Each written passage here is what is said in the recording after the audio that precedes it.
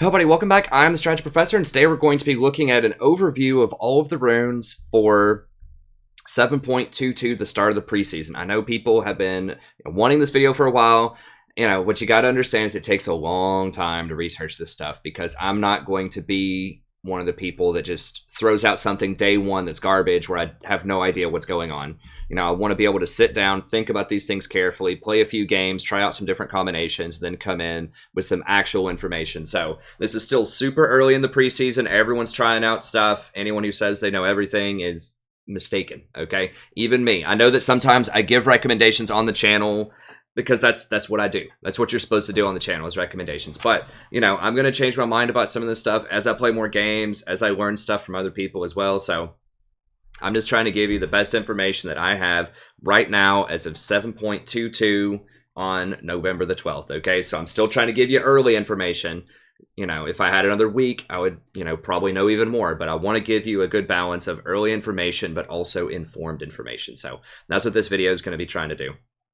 It's not going to be one of those all caps, oh my god, this is overpowered, type of videos. We're going to be looking at stuff in depth as objectively as we possibly can. And I'm going to be telling you different champions that could be good with these runes and different combinations. But obviously, I'm not going to know them all, right? I've tried to sit there and think about different champions, but realistically, there's 100 and whatever, 40-something different champions. And there's just going to be some combinations that maybe people haven't thought of that'll be really strong on these champions that people will learn over the next month or so.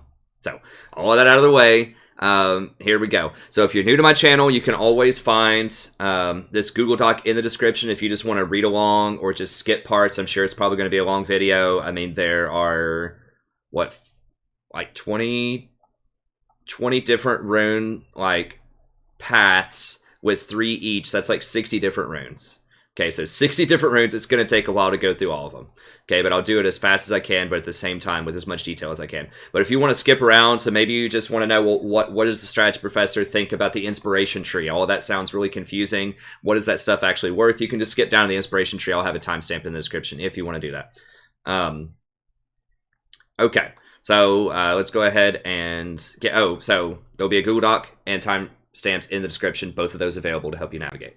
Okay, so just put a fine point on that. I've already done my tier list for 7.22, so be sure to watch that if you want to know my opinion of the top 10 supports that I have there. I don't have runes for more than the top 10 right now. I need to come up with this rune video that I'm doing right now before I go back and do that.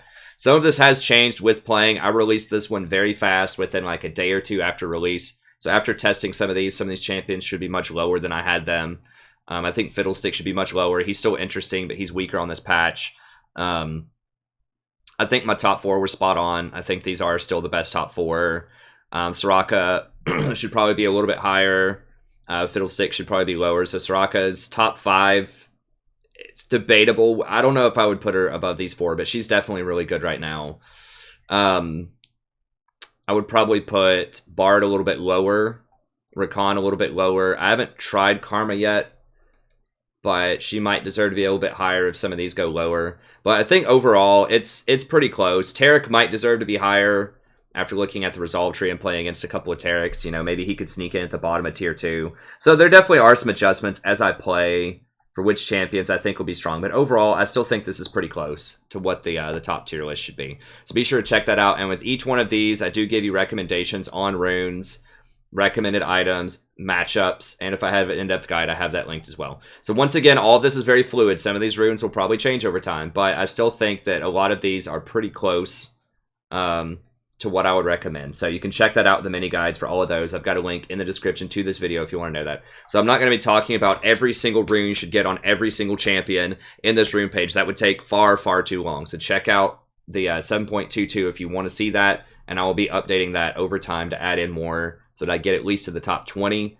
and I might adjust some of the individual Google Docs there if I change my mind about certain runes. So check out that for all the latest information. That's what I'm trying to say. And then, of course, once 7.23 comes out, I'll update it for all of that, new tier list. I'll update the mini guides, all that stuff as things change, because they are going to nerf and buff these runes a lot in the preseason, I think. Okay, so let's go ahead and start with Precision. Okay, so Press the Attack is arguably the best rune in the game. And I've got, I'm going to be using the League Wikia for this because it has a bit of a better explanation. Some of the data is not 100% accurate, but I'll point that out where possible. I just think this is better than, sorry about that. I just think this is better than using the League client itself because the League client doesn't explain a lot of the nuances for these abilities. Okay, so I'm going to be using the League Wikia. It's just, you can just type in Google League Wikia, and that'll be the first thing that comes up. So I just typed League Wikia, Runes Reforged, and you get to this page if you want to look at it yourself. So press the attack. Super powerful, super abusive right now. So,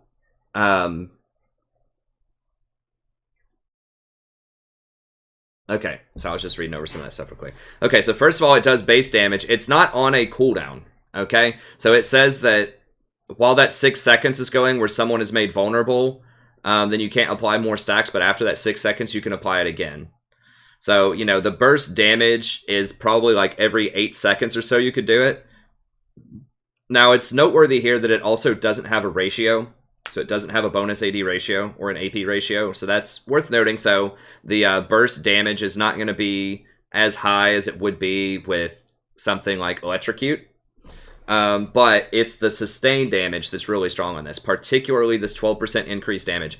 So this is really important to understand that this is 12% increased damage from all sources for the next 6 seconds. This includes your support. In a team fight, it includes everybody. So this is really good at breaking tanks, okay? So that massive Sejuani trying to attack your AD carry, people can actually kill the Sejuani now, potentially, because everybody's going to get 12% extra damage. So you can kite backwards, proc this on them as an AD carry, and you're going to deal 12% damage, and all of your allies are going to deal 12% damage. And in lane, if you proc this, your support is going to do an extra 12% damage. So if you have something like a Zyra in your lane, giving her 12% damage is disgusting. That's a lot of damage. So this is very, very strong on pretty much, it's going to be mandatory on almost every AD carry. Like anyone who's not getting this, it's probably a mistake. There are some where lethal tempo is better. We'll talk about that here in a second. So something like a Twitch, something that has really good on-hit effects that really wants a lot of attack speed. So your Twitch, Callista,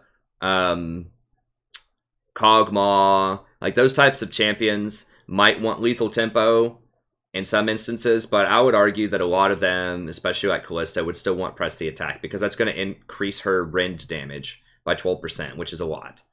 So yeah, this is just like probably one of the most overpowered runes in the game right now. I highly expect this will get nerfed. And I suspect if they do nerf it, it'll probably be something along the lines of it only like lowering either the damage on this, making it something like 8% increased damage or maybe even 6%, or lowering the uptime on it. So maybe lowering the uptime to something like 3 seconds instead of 6 seconds would be what I would expect. Because 6 seconds for that much damage is just too high. But yeah, you should get this on pretty much every AD carry.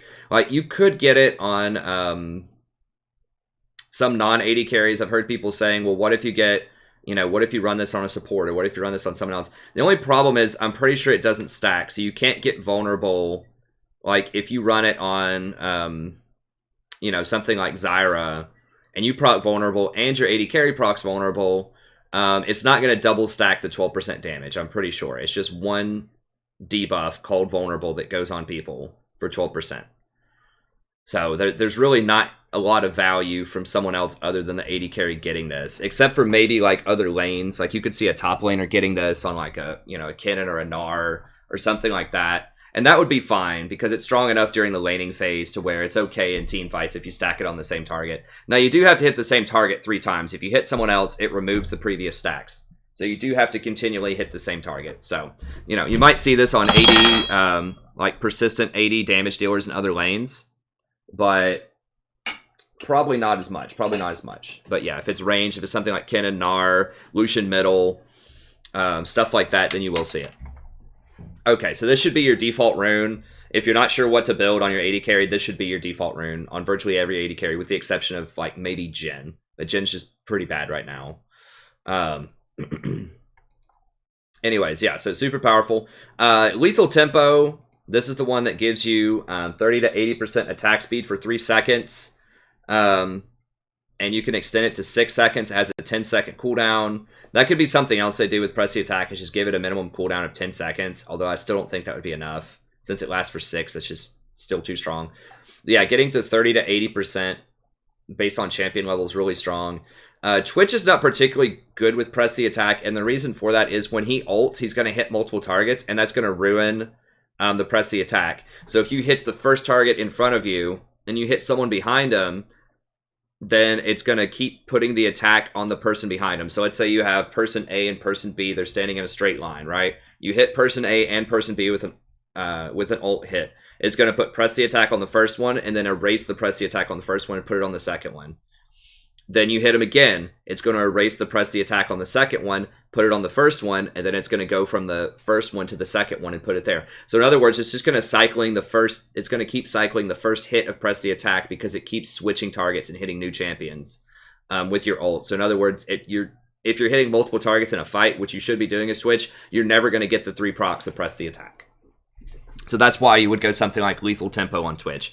On Kog'Maw, he has such strong on attack with his W that it's probably better just to go ahead and go for Lethal Tempo. Later in the game, Lethal Tempo will probably be better, but I don't know. I mean, press the attack, that does increase your damage off of your W, the magic damage as well. So it might still be press the attack on Kog, that 12% extra damage. It's just really hard to justify going Lethal Tempo on a lot of champions. Like I said, if it's anyone, it's like Kog, maybe Vayne, definitely Twitch because of the scenario that I just described. But on most people, it's still going to be press the attack. So there are some scenarios where you would get Lethal Tempo. After they nerf press the attack, this might be more competitive. I suspect it probably will. This probably won't get nerfed, and this will. So maybe they'll kind of balance out, but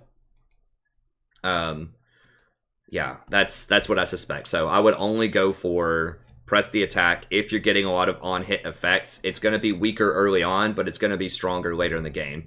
The problem is it's a really early game meta right now. So press the attack is always going to give you that 12% regardless of the time of game. That could be another thing they change, is maybe it's not 12% to start. Maybe it scales from like 2% to 12% over time. That might be something fair. But anyways, this would be one of the strongest runes in the whole game if it wasn't for press the attack being in the exact same rune tree. So this one's just almost always better.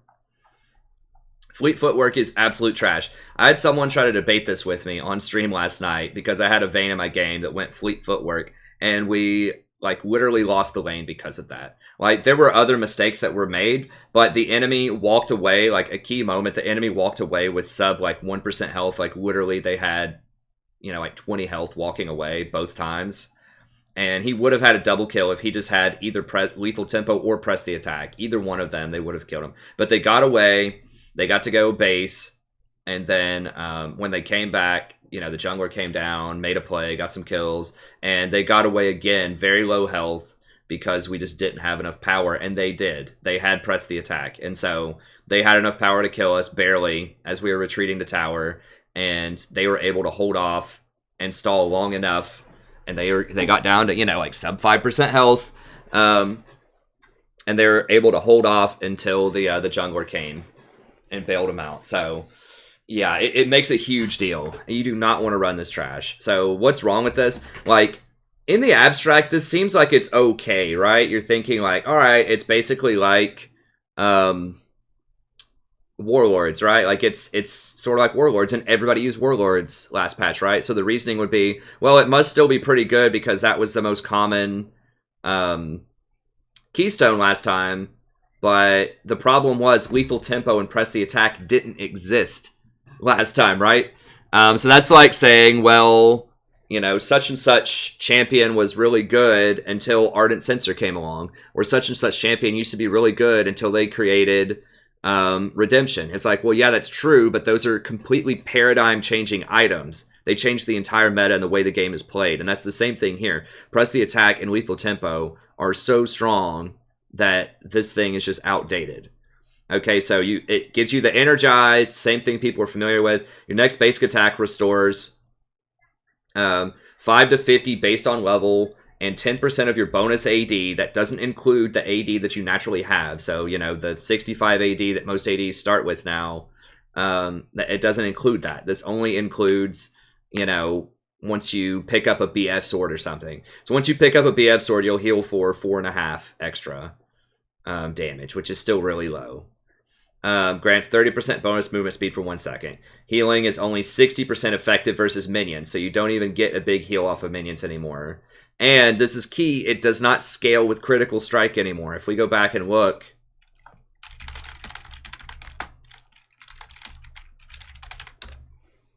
if we compare this to Warlord's Bloodlust, that was one thing that made Warlord's Bloodlust so strong, was that it scaled so well with critical strike. It scaled so well with the Energizer build, right? Where you'd go Infinity Edge, Static Shiv, and Rapid Fire Cannon, right? For the 80% crit. And all of those would, like, the Rapid Fire Cannon would charge off of the Energize. So you'd get Energized more quickly. Then you got this big hit that had huge range, would almost always crit, and would heal you for a ton and give you bonus movement speed. That was the combo, right? Where you had all three of those. So you see, if the Energized attack critically strikes, it instead heals for this times 2, plus the critical strike bonus. So you would get the double heal. So instead of just healing... so it healed for 5 to 40% of your total AD. Okay, so that's even better. So if you have 100 total AD in the early game, that's just 5 to 40. But it also scaled up. So when you got 200... AD later on, it would heal about 80 per hit, and then when you critically strike, when you have 200 AD kind of in the late mid game, then it could possibly heal for like 200, right? When you had an Infinity Edge, and it would critically strike for 80, you'd get 2.5 times, it'd give you 200. So that's up to a 200 heal once you have Infinity Edge, Rapid Fire Cannon, Static Shiv in the mid to late game. So it had scaling. It scaled very well into the late game, particularly with critical strike. Okay, this does not scale with critical strike. It's always only going to give you 5 to 50. So 20 minutes into the game, now you do get 10% bonus AD, but let's say that you're level, 13, it's going to heal you for 37, and if you have 200 AD, it's going to heal you for an extra 20. So it's going to heal for 57. Okay, whereas the scenario I just talked about, if you crit later in the game with the old Warlords, you'd heal for 200. So we're talking about 57 versus 200 heal. Okay, so those of you out there that are trying to defend this mastery, and I'm not trying to single out anyone, that's why I'm not saying a name, but there have been several people, I've seen several of my allies run this, because they don't understand, because people on YouTube probably just say, oh, it's just Warlords all over again, it's good, just go ahead and get it, because they don't run the math on it. It's bad. It's really bad. Like, do not get this. So you're comparing this garbage, like giving you a dinky little heal that has no scaling, to something that has, just unreasonably insane scaling. It's 12% damage, and that obvious for everyone on your whole team. And that obviously scales with the damage they're dealing. So early on, if they're dealing 100 damage, it's 12 damage. If they're dealing 1,000 damage later on, it's 120 damage. So because it's a percentage, it scales with everybody. Just like the old Warlord scaled, because it was a percentage. Just like the critical strike scaling scales with things like Infinity Edge. This has no scaling. Like, it's just 10% bonus AD. That's not even total AD, it's bonus AD. So it's really, really weak compared to both of these. So just understand that. Never, ever, ever get this. I don't care if you're against, like, Zyra that starts off with 58, like, AD, or 50 AP, rather, and does, like, insane, like, harassment early. Just press the attack and take a Doran's Shield, okay? Take Doran's Shield instead. It's much more valuable for both you and your team to have press the attack, and if you need sustain, get it from somewhere else. Get a Doran's Shield. Go down and get this other thing we'll talk about in a second, like the legend thing that stacks and gives you 8% lifesteal. Do that. Just do not sacrifice press the attack to get this piece of garbage. This isn't even going to heal you that much. Okay? So, like, if you're thinking in lane, oh man, I'm against Zyra, or I'm against Sona, or, something like that, and you're thinking this thing's going to save you, you need to think again. Because at level 3, it's only going to heal you for 10. Like, literally, that's it, 10. When you're getting harassed by that Zyra, every time you energize it all the way. So, yeah, you get a little bit of extra movement speed, right? For 1 second, 30% bonus movement speed. It's not going to matter. Yeah, but it doesn't behave similar. See, even here, it it's not similar because it doesn't scale off a crit. So I think there's a lot of disinformation out there where people are saying Warlords, like this is the new Warlords. It is not. This is Warlords like redheaded step cousin or something, you know. Not that there's anything wrong with redheaded people. That's just a popular saying in the United States for like just someone who gets like ostracized. But anyways, it's bad. Okay, that's all you need to know. It's very bad. Do not ever take this unless they completely nerf these to the ground and buff this like through the roof sometime in a month. Like, do not take it as of right now. It is trash. It is one of the worst masteries in the game by comparison to other things you can get in the slot. All right, so hopefully that puts it to rest for anyone out there trying to be contrarian and talk about this mastery. It's bad. Okay, it's really bad. Don't take it. Okay, Heroism. So first up, we've got Overheal. So Overheal is interesting. Healing in excess of your maximum health gives you a shield. You know, late game, if you have 2,000 HP, roughly, it'll give you a shield for like 210. So it's kind of like you get a mini little Bloodthirster shield, which is okay. But the massive thing is it gives you 300% healing from allies. So if somehow, like, this would be really good on a super tank if you get to like 3,000 or 4,000 HP, especially other things that have like built-in shields. So I'm thinking like a Malphite or something. Because Soraka or something like that can heal you for 300% of her healing. So if you have like 3,000 max HP, that'd give you a 310 shield. Soraka could heal you, and it would always give you that 300 shield back, basically. Even through Executioners. So if she just tops you off, if they never break that shield, that could be useful. So it's okay. It's okay. Like, basically, but they're going to break it. Like, they're going to break the shield beforehand. But if you can keep overhealing somebody with something like a Soraka or Sona, getting that 300% is a huge number. But that's only if you're overhealing.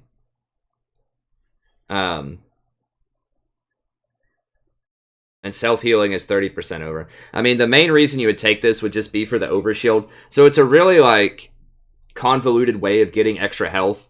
So you're basically getting 210 HP. Pretty much. That gets healed a lot more when you get overhealed. So it's like getting extra HP that gets extra healing when you are, like, fully topped off. So if you're thinking, like, 210 extra HP... You know, you're getting about a 558 gold value out of that. So that's pretty good. That's pretty good. 550 gold value. If you just you know, boost this shield all the way up. So it's good. I would argue this is good for 80 carries in lane if you're with a healer. So if you're with something like a Soraka or something like a Sona, I think this could actually be pretty good. But otherwise, unless you have a self-heal, like you're a Mundo or a Swain or a Vlad or something like that, I probably wouldn't take this. So if you're laning with Zyra or something, you're the 80 carry, don't take this. Just take Triumph instead. Triumph, speaking of which, is pretty solid. You get 15 extra gold on takedowns, which is 375. You get 25 extra gold on takedowns. Did I do my math wrong? So in a game, 25, let's say you get 20 kills and assists combined. It's like a 500 gold value. Yeah, so we'll do...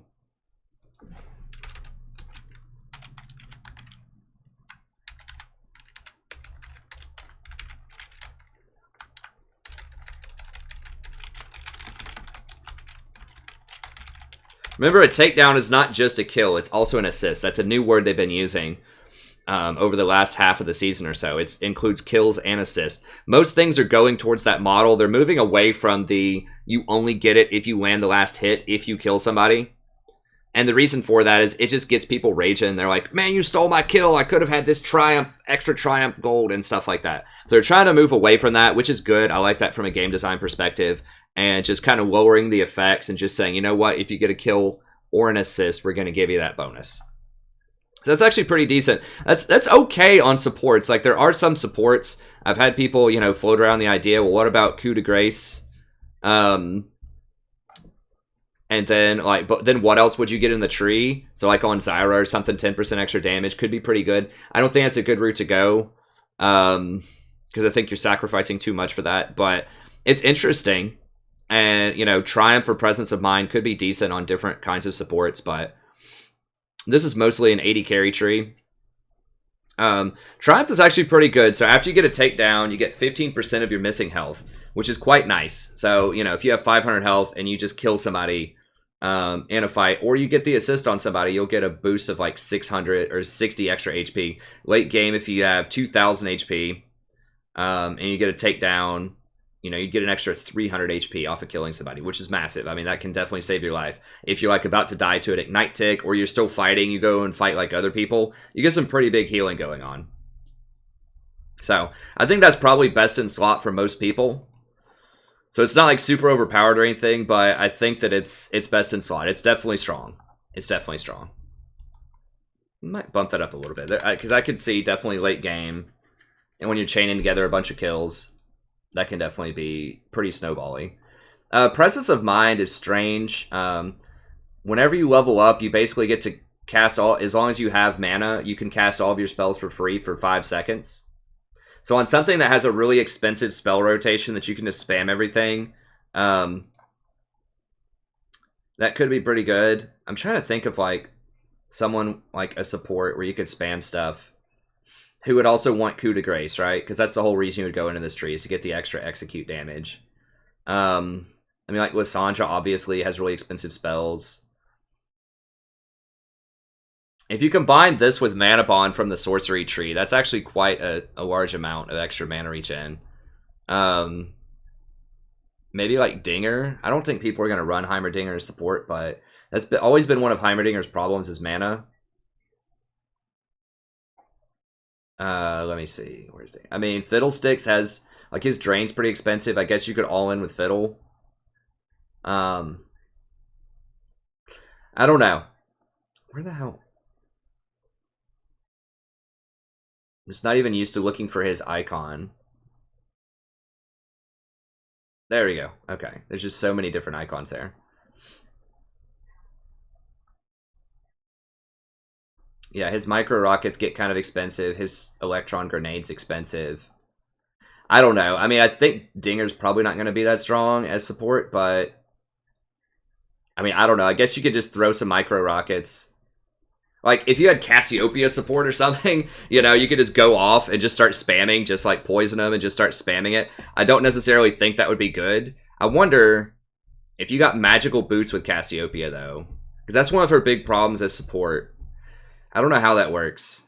I'd have to look that up, but if you went like, I'm trying to think of what she would get.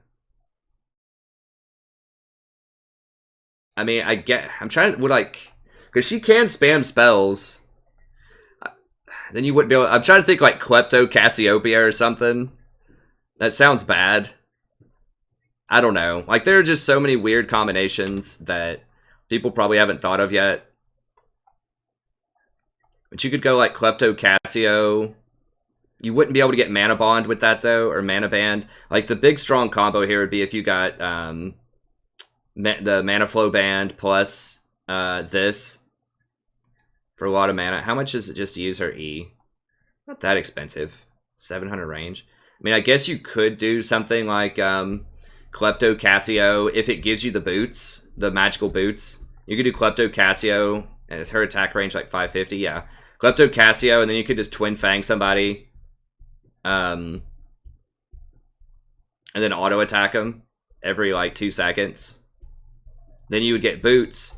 And if you can get the boots with her, and you get this bonus movement speed, you know, around level 6 or so, you'd get like 24 extra bonus movement speed. And then if you had, you know, some other stuff like, I don't even know. I guess you could just go Sork boots.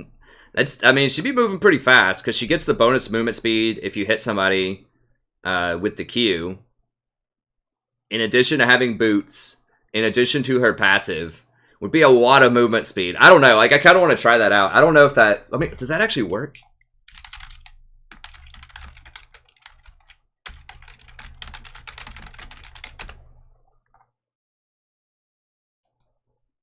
Does it say it here?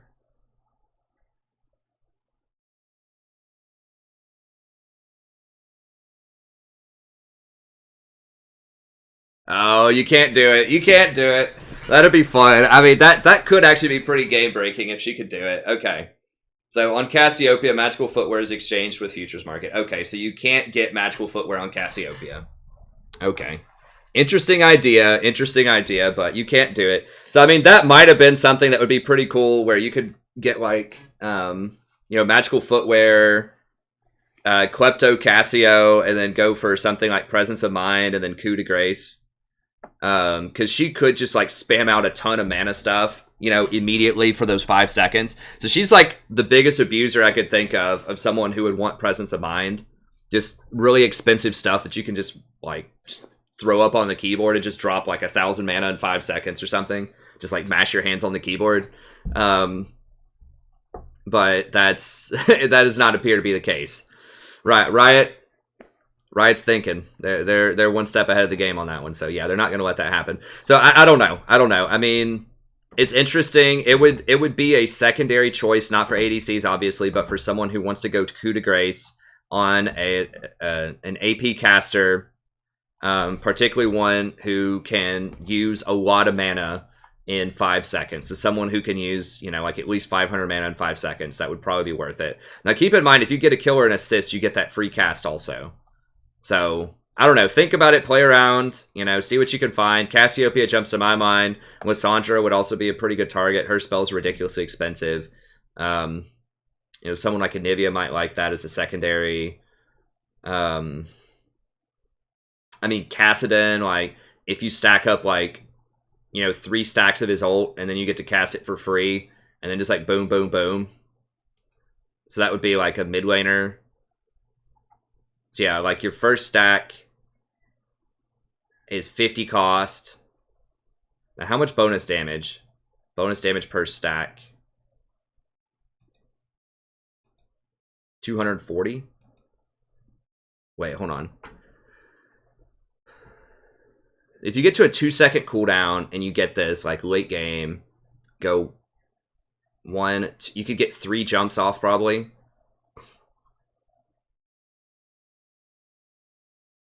So, I mean, you could get up to... doubles its cost and increases its damage, stacking up to 4 times. Bonus damage per stack, 60. 120, 240. Wait, how does that work? Okay. Anyways, it's cute.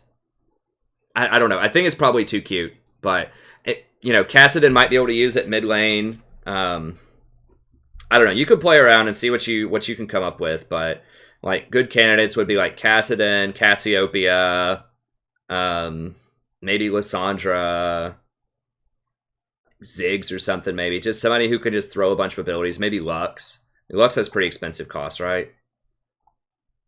70, 60, 130. So yeah, I mean, I'm sure there's something in there that could be interesting with it, but nothing strikes me as wow, it's going to be super overpowered. But, there might be some interesting cases where you would get that plus Coup de Grace. Maybe on a Lux. Lux would be a decent idea because she does want that execute damage. So it's interesting. It's an interesting idea. I like it. I don't think it's overpowered. I think that it could be cool on certain champions. Cassiopeia, like I said, jumps to mind as the immediate one. I guess you would run something like, if you were a mid lane Cassiopeia, you could run just down the sorcery tree and then get Presence of Mind plus Coup de Grace as your secondary, perhaps. Since you can't use Impact from the Domination tree, which we'll talk about, Cheap Shot's not going to be that good on her. Neither will any of the other stuff. I feel like that actually could be the standard for Cassiopeia. That could be quite powerful. Every time you hit a level, you can just go off. Just Q them, drop your W, and then just go at them with your E. Just spam your E 5 times on them. So that actually might be abusable in the mid lane, potentially, on Cassiopeia. I think she's the best case. I don't know if that's enough to go support Cassiopeia, as fun as that would be. Man, I really wish you could get that magical footwear. That would be so cool, but potentially overpowered on Cassiopeia. But yeah, I think she's the best case user. And then Kassadin's cute. But Kassadin has jumps though, so I think sudden impact would probably be better on him. But yeah, I think that could be something on Cassiopeia for sure. Okay. Let's talk about the legends here. Alacrity. So how this legend stuff works, it gives you 3% bonus attack speed up to 18%. You get 1.5 per legend stack. Okay, so you gain a legend stack, 20 points for champion takedowns. Every 20 points you get a legend stack. And you have to kill epic monsters, which is like dragons. Large monster kills are things like, I think those are things in any camp, right? So I think that includes like just a camp. Counts as a large monster, like a wolf or a gromp or the big raptor or whatever. And then 1 point for minion kills in lane. So that's basically every 3 waves or something you'd gain a legend stack. Every 3 waves and change. Because 3 waves will give you 6 per wave and then 1 cannon minion, or 2 depending on the wave. So it'll give you like 19 minions, somewhere between 19 to 20 minions. So it's like basically every minute and a half or so, if you're in there with perfect farm. Every minute and a half. So realistically for most people it'd be like 2 to 2.5 minutes. You'd probably get a stack. You can get up to 10 stacks. So it's probably going to take you... Now, if you get a kill or an assist, you automatically get 20. So basically, it's going to lower the time. Every kill or assist you get is going to lower the time by between 2 to 2.5 minutes. We'll say for most people, it'll be 2.5, right? Because you're going to miss a lot of CS if you're most people. So, and you're going to have to back, you're going to have to roam, all of that stuff. So for most people, like most AD carries in lane, you're probably going to get a stack every 2.5 minutes, and then every time you get a kill or an assist, it's going to take that down by 2.5 minutes. So realistically, you know, it would take you like 23 minutes or so to stack this, like 20, maybe 25 to 26, because you're not going to get any stacks for the first 2 minutes of the game. So realistically, probably somewhere in the neighborhood of like 25 minutes, and then you're going to get, let's see, if you get 4 kills and assists, which is not that hard. That's just like either kill. Remember, if your support gets the kills, or if you're just in a team fight and you're around a bunch of people that die and you get a bunch of assists, that also counts. So you could realistically, I think you could get 4 by 15 minutes in a lot of games. 4 kills or assists combined. So I think you'd have this stacked probably about 15 minutes. So 18% attack speed in 15 minutes. A dagger, I believe, is 300 gold for 12%. So it's about a 450 gold value. Let me double check this real quick. I believe it's 12. It used to be 15%, but I think they nerfed it a long time ago to 12 when they did the stat rebalancing. Yes. Okay. So it's about a 450 gold value after 15 minutes. It's okay. It's okay.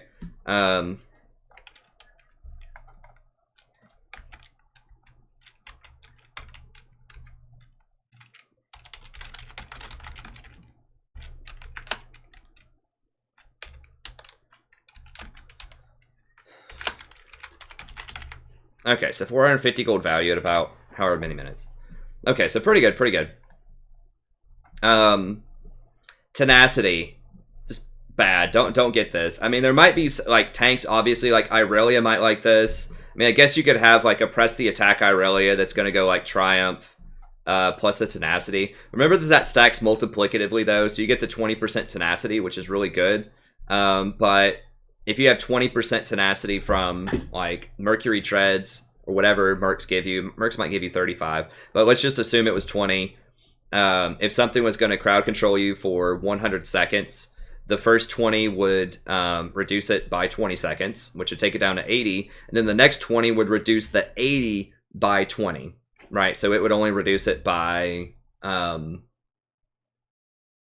let's see, 16. Instead of 20. So your total reduction, if you had 40% tenacity on something that would crowd control you for 100 seconds, would be, 64. So it'd be 64 seconds of crowd control instead of 60. Okay, so that's what multiplicatively means. It just means that you calculate them one at a time. So you calculate down to the 80 first, and then you calculate from the 80 on the next set. Whereas additively, if you see that ever, that means they just add together. So 20 plus 20 is 40. The whole thing gets reduced by 40. Okay, so things like attack speed stack additively, but there are certain stats like tenacity that stack multiplicatively. Usually multiplicatively is worse than additively, okay? So just keep that in mind. If it's multiplicative, it's not as strong, okay? So that's kind of the really quick version to think about in your mind. Multiplicative, bad. Additive, good. So this is multiplicative, so it's okay. But it'll be very, very niche. Unlike Irelia, maybe it's going to be extremely rare. Irelia might even rather have Alacrity because she has scaling. Like, she really wants attack speed for her W because it's true damage. So, I don't know. I'm not even sure if Irelia would get it, honestly. But if anyone's going to get it, it would be her. It's extremely rare to see that used. Okay, so Bloodline. Same stacking system, but you get up to 8% lifesteal. I'm not sure of the value of lifesteal off the top of my head. It's become a pretty rare stat in League. Okay. Because people just don't get Bloodthirster anymore. They don't get Blade King, and they don't get Death's Dance on a lot of champions. There are some, of course, but it's a lot more rare than it used to be. Okay, so 450.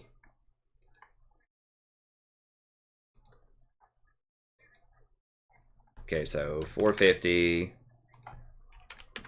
Okay, so it's worth about 37.5 each. You get about a 300 gold value off of that. So it's a lot less than the attack speed, but it's also an undervalued stat because it's so rare. Now, if you're wondering where they derived this, it's off of Vamp Scepter, and they'll tell you, if you look at the League Wikia once again, if you want to know how this works, they'll explain how they derive that stat. So the baseline, I believe, is probably off of Vamp Scepter. So they just take the cheapest item you could possibly get with that stat, like Dagger, for example, that I just looked at, and that's the baseline value for that particular stat. So Dagger gives you, because that's the easiest to figure out. So Dagger gives you 12% for 300. Then they just go off of that to figure out what attack speed's worth. Okay, they just take 300 divided by 12, and that's what attack speed is worth. Okay, so this probably uses Dagger, most likely, to figure it out. Or not Dagger, Vamp Scepter. Because that's the easiest way to calculate. So the way you would calculate this off of Vamp Scepter, you just take away... Yeah, this is where it's derived. So you just take away the 350 cost off of that, which takes it down to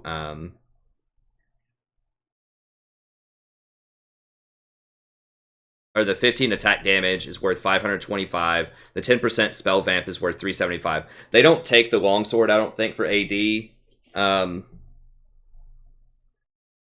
35. Actually, do they? Yeah, I guess they do use the longsword. It's 35, yeah. So they use the longsword for that. Then they use this for the lifesteal, for whatever's left there. Oh, it's 15, not 10. Duh. Sorry, I'm I'm tired. Okay, so yes, so it's 37.5 per. So it means it's a 300 gold value. So that's less of a gold value than Alacrity. Remember, Alacrity is going to give you 450 value, but because lifesteal is so rare, then it might be worth it to get this. It's debatable. It's debatable because this is not going to come online until later in the game. There are several champions that will just get something like a Blade of the Rune King for their lifesteal. So something like a Twitch will get it later on in the game. Draven will get either Bloodthirster or Death's Dance early because of his itemization. Ezreal is going to get Blade of the Rune King, probably like third item. So I don't know. And Sona's very powerful. Sona and Soraka are both very powerful right now, and there's a high probability you'll have one of those on your team a lot of the time. So, there are situations where you might have a champion that's going to get no lifesteal and you don't have any healer or shielder supports where you might want this. But it'll be more rare. I think most people will probably take Alacrity as just the best value. But this is good if you're against heavy poke. Remember, this is not going to come online in lane, though. Okay, it takes a long time. Remember, it's going to take about 15 minutes to stack this. So this is not going to save you from Zyra and Sona harassing you out of lane early on. You're going to have to get Doran Shield for that. You need to get Doran Shield against Sona and Zyra. You have to get it. Okay, there's just no other good substitute for it. But later in the game, if you're not going to get lifesteal, then this is okay. Although I would argue it's probably better just to go ahead and get Alacrity and then later on just get something like a Death's Dance or a or Bloodthirster or Blade of the Rune King. I think Death's Dance is criminally undervalued because it stops people from bursting you out really hard. Like, it delays the amount of burst that you get by 30% and allows you to lifesteal through it. So I think it's just criminally underused. And then also, and it gives you a lot of AD. And then also Bloodthirster is pretty underutilized as well. It gives you a nice upfront shield that you can stack. So both of those items, I think we'll be seeing more of those. They're pretty good against assassins. They kind of double as defense and offense. And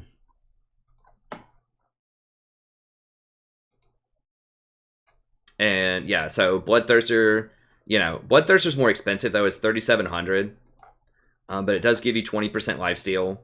So it's a decent value. So fully stacked at level 18.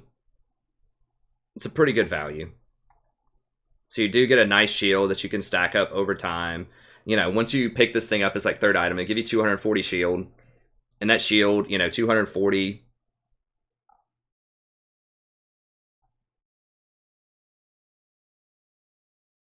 Efficient once the health passive is stacked at 56 additional health. Fully stacked at 18 for the 350 shield. It's worth... Let me see if they're calculating it the same way I would. 931. Yeah, basically the same calculation. Yeah, so you're just counting that as flat health pretty much when you have that shield up. So yeah, I mean, it's 80 damage, 20% lifesteal, and gives you basically 350 extra HP at one point. And then Death's Dance is a little bit cheaper.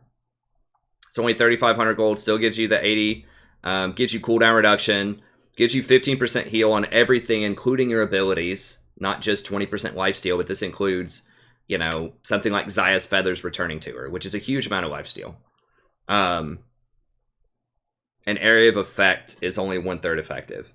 And then this deflects 30%, or like prevents 30%. So if someone spikes you out for 2,000 damage, the Talon comes in and drops 2,000 damage on you, you're going to have 3 seconds to try to lifesteal that back, or if your support can heal you through it. So if you have a Sona or a Soraka or something on your team, that's going to give them time to heal this up. So it's taken over time. Yeah, it's taken over time. So it gives you 3 seconds to find a solution to that. So in many ways, I think this is better than the shield. I mean, the shield is very nice, but it only works if you're at full health. And it may not be enough to save you. So especially if you have a Sona, Soraka on your team, or just something else that can shield or heal you, anything that's going to have Redemption, Locket, you know, something like that. Maybe a Rakan on your team that's going to run that. Then Death's Dance is going to be better because it's going to stall and give your support more time. It also gives you time to lifesteal back. And it gives you cooldown reduction. So I think this Death's Dance is a criminally underused, like, 3rd or 4th defensive item, right? That's going to give you defense, but also give you offense. So Bloodthirster is another option, but... and Bloodthirster might be better if you don't have a healer or shield or support. Blade of the Ruined King is okay. I mean, it's 3,400 as well. This is really good if you have a lot of attack speed. But anyways, it's not an 80 carry video. I just wanted to point that out, that I think that this mastery is probably not that great. I think you can get lifesteal as a 3rd or 4th item on an 80 carry, and you won't need to get this, and then this will be a much better value down the line. So this will be interesting. You'll see people playing around with this, but I think a lot of the time it's not going to be optimal, just because it's just not as worth as much gold value. But it is interesting, especially if you're not going to get a heal item. It's just, remember, it's not going to save you from Zyra and Sona in lane. You have to get Doran Shield. Okay, let's look at combat. Coup de Grace, 10% extra damage. This is what you should get most of the time. The 10% extra damage is massive, and then you gain an extra 9 bonus attack damage for 10 seconds whenever you get a champion takedown. That's a kill or an assist. So it's very snowball-y in lane. So I think it's pretty good. I mean, 10% damage is huge. So pretty strong. Cut down, deal 4% extra damage if people have at least 150 more maximum health than you. So it's not their current health. So if they just straight up have more health than you, so any kind of tank, you're always going to deal 4% no matter what. And then it's a 10% bonus versus targets with 2,000 or more maximum health than you. So against the mega tanks, because as an 80 carry, you know, you'll probably be floating around somewhere between 1,500 to 2,000 max health. So, you know, this would only apply to, like, you know, Dr. Mundo with 3,500 health, or Cho'Gath with like 4,000 health, 4% extra damage. So It's good. I mean, if you suspect you're just going to be sitting there hacking away at a Cho'Gath all game, you might want to get this, but most of the time, tanks are kind of fading out of the meta right now, and it's just better to kill assassins. So I think Coup de Grace is probably what you want. This also helps you last hit as AD carry, so the support doesn't take your kills. So that's pretty nice. No, you don't want this as AD carry. You're not going to be that low most of the time, or you shouldn't be. You should be hanging out in the back and have strong position and try to stay topped off. So last stand you'll almost never get. This takedown or cut down you'll get against like maybe Cho or Mundo or something like that, but it'll be pretty rare. Even bruisery tanks like Irelia or Renekton and things like that, I still probably wouldn't get this. I'd still just get Coup. So yeah, this is the best one of that option. So overall, pretty good tree. You know, I think that obviously these are two of the best, like, in the entire business. Keystones, really strong. Then you have pretty good follow-up with Triumph on most people, and then kind of cute options with Overheal and Presence on most people. Alacrity, pretty decent for a minor rune, 450 gold value. And then Coup, difficult to calculate the value on, but 10% extra damage is huge. So I think every AD carry, with possibly the exception of Jhin, will want to run this tree. Okay? And it particularly favors champions that have really nice attack speed steroids or like on hit effects. So Lucian can press the attack really fast. Callista can as well because she's going to have a lot of attack speed. So press the attack on most people. Anyone that can abuse that will be strong. So things this doesn't favor. This does not favor champions that don't benefit heavily from attack speed. So champions that don't have a lot of steroids or on-hit effects. So something like Misfortune will be pretty weak with this because she can't use tempo or press the attack that well. Misfortune will be fairly weak. Sivir will be fairly weak. Jhin will be weak. I'm trying to think of who else this would affect in a meta.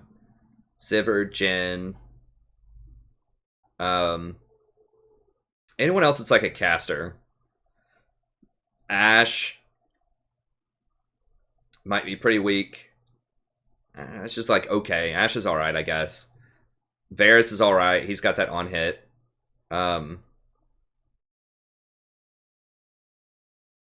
Yeah, that's the only ones I can think about right now. Like, Jinx is pretty weak in the meta overall.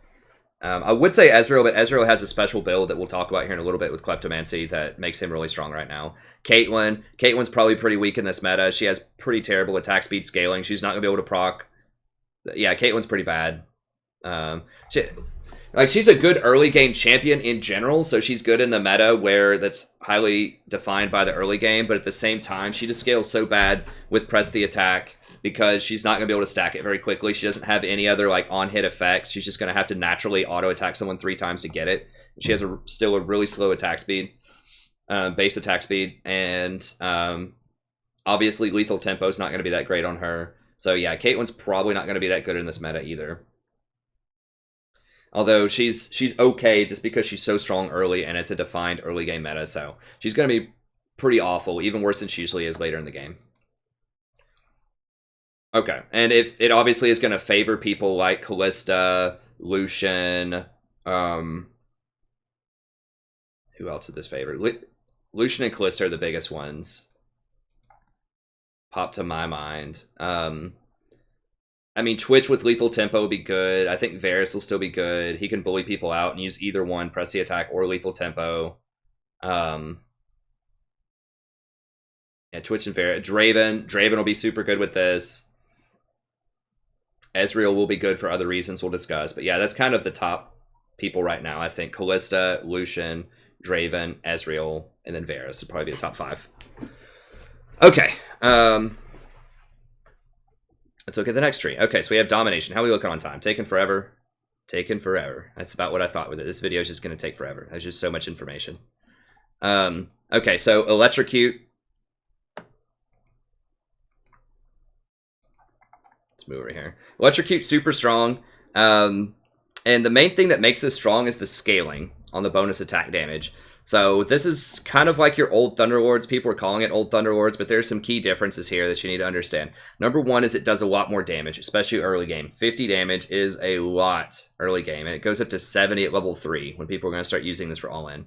So 70 damage just right off the bat, just boom, is huge. And then the scaling on it, it has a lot longer cooldown though. So it's got 47-second cooldown. So this is primarily only going to be used on champions that want to all-in and kill you. So things like Talon, Zed, and you can even use this on people like Leona and Alistar. We'll talk about kind of what the difference is between this and Aftershock. The thing is, this is a lot more likely to hit. Aftershock has a 2.5-second delay before you get the explosion on them. So in certain matchups, this could actually be better than Aftershock on some of those champions. Because it's instant. As soon as you hit it, boom. Now, it's single target though. So unlike Thunderlords, it can't hit multiple people. So it's single target, longer cooldown, much more damage, much higher scaling. 50% bonus AD is massive. So when you think about a champion like a Talon who might have, 150 extra bonus attack damage in the mid game, say around level 9 or so, then you're going to end up getting 205 damage on this. And remember that it also counts as adaptive damage. So it's going to be physical damage, which means it's really good with lethality. So, and a lot of mid lane mages did not get any bonus armor on this. They got health per level, which is trash. I talked about that in my tier list video.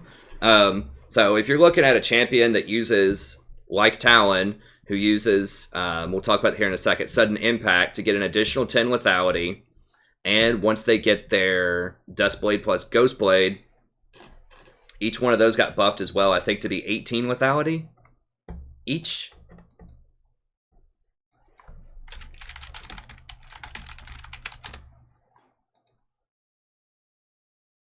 $20. Wow. So they got buffed all the way up to 20 lethality. Okay, so you get 20 lethality for Youmuu's and Duskblade. And then you get 10 off of sudden impact. That's 50 lethality off of 2 items. And how much pen does that give? It starts off giving 12.44. Let's see, so around like level 6 for the all-in, it's roughly 15 apiece. 15 armor shred each, so that's 30 armor shred. And then you're going to get 10 lethality off of sudden impact to be about half. At level 6, that's going to be like 37-ish. Or about 37 flat armor pen. And that's going to be more than most champions have. So let's see. Look at just like a Syndra, a popular mid laner. How much armor do they have? At level 6. And they're only going to have 38. And it's shredding 37 flat armor. So it's true damage at that point. So basically, yeah, you get to deal true damage off of 2. Now, I guess you're not going to have 2 completed items. That's pushing it. That's like a Talon that's like 10-0 at level 6, okay? But whatever. Look at level like, 11 or something like that. They're going to have 54 armor. It's still, like, the point is, it's massive amount of shred right now because the base stats on these champions are so bad because they didn't get bonus armor. They still start at only 24 armor. Whereas something like Alistar gets 20 bonus armor. And a lot of the other people like Talon, got at least 8 bonus armor. So this is a really, really powerful moment for lethality.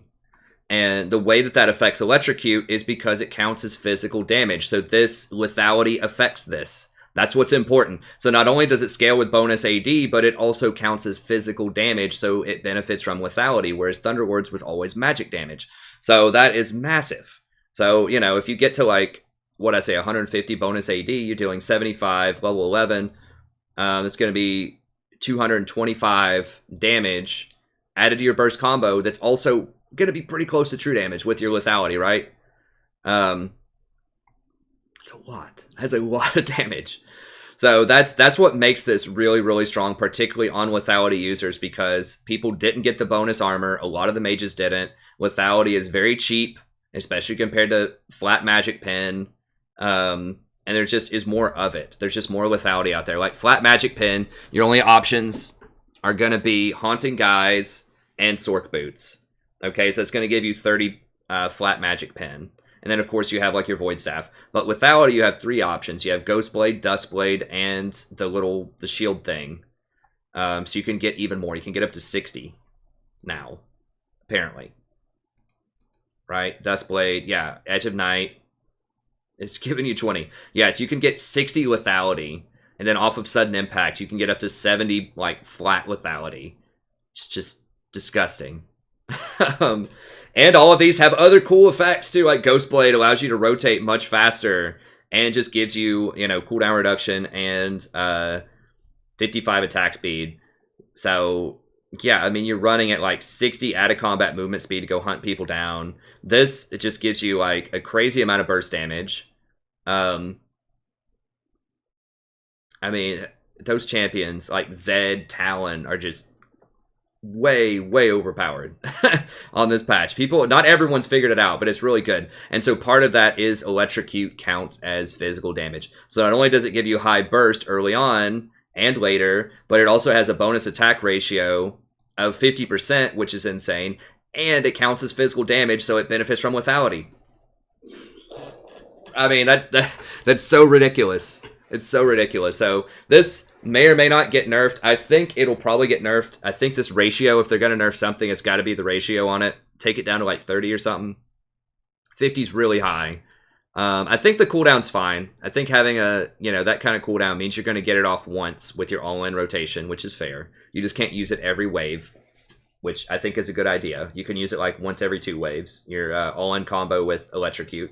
That's fair. But the ratio is not fair because it also stacks with lethality. I think adaptive damage is fine. Sort of. I think this is... I like the idea of adaptive damage. This is one case where it's really going to be abused hard, though, because of lethality scaling combined with the burst of this. But I think you need to take down this ratio. Like, take it a lot lower. Like 30, 25, something like that %. It'd still be strong even if you took it down to 30% because of its interaction with lethality. But yeah, there's something on this probably needs to be nerfed. But yeah, it's disgusting, especially for lethality users. And pretty good on other champions too. I mean, like on an Alistar or a Leona or something like that. A big key here, remember, is that it procs instantly when you do 3 things. You don't have to wait versus Aftershock taking 2.5 seconds to proc. So we'll talk about the trade-offs with that once we get into the resolve tree.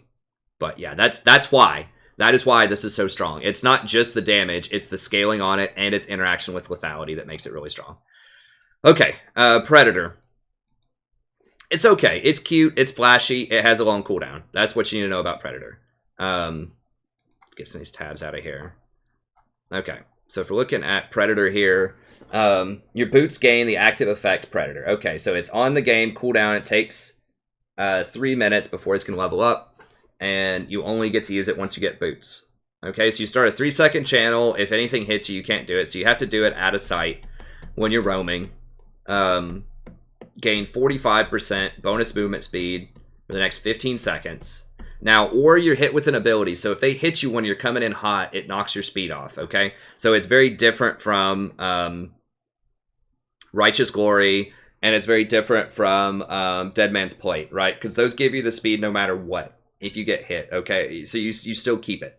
With this, you get knocked out. So it's like mobility boots. You come running in hot trying to gank the Soraka and she casts Silence Field on you or something at a distance, then you're going to get that speed knocked off of you. So, and you do get to stay in stealth though. So it's good on like Rengar, maybe on Talon, although I'm going to argue that Electrocute's still better on both of those champions because they use lethality. But like Hecarim's a good choice because Hecarim doesn't get lethality a lot of times. You can get lethality on Hecarim, but that's pretty troll. You know, like Ghostblade's obviously good on him, but I still think you need to rush like Trinity plus tank items on Hecarim. But that's just me, and virtually everybody else. It's not trolling. But yeah, I think that the 45% is obviously really good, especially if you're trying to get on somebody that doesn't have a ranged way to break you out of the speed. And then you get, you know, 60 damage. The problem is 3-minute cooldown. Okay, so yes, it does get you in people's face. That's good. It's fun. It allows you to gap close. But it only has 40% bonus attack damage. And the damage is basically the same as Electrocute. Right? Has less bonus attack damage, but 50 to 222.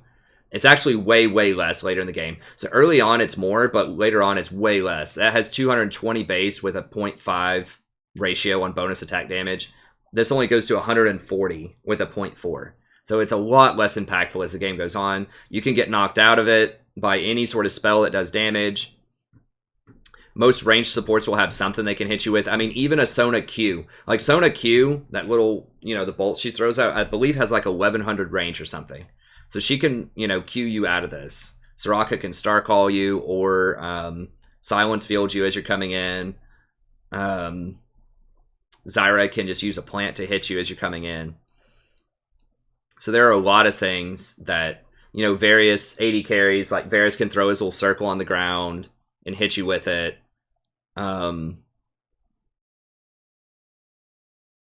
to think of other ones. Kalista doesn't have a great way to stop it. I guess Draven can stand aside and knock you out of it. So there's a lot of counterplay to this, and it's too long of a cooldown. If this was like a 60-second cooldown, yeah, all day. On roaming champions it'd be good. But 180 seconds, 3 minutes is so long. When you can electrocute once per minute versus use this crap every 3 minutes. It's okay. I just think that it's one of the most overhyped runes. So yeah, it'll be good on someone like Hecarim, maybe on like Rengar or just something like that, where if you get on them, it's very impactful. And Hecarim gains all that bonus damage based on his move speed. So, that's cool, but very, very niche. I think people are getting this on too many champions where it's just not going to be good.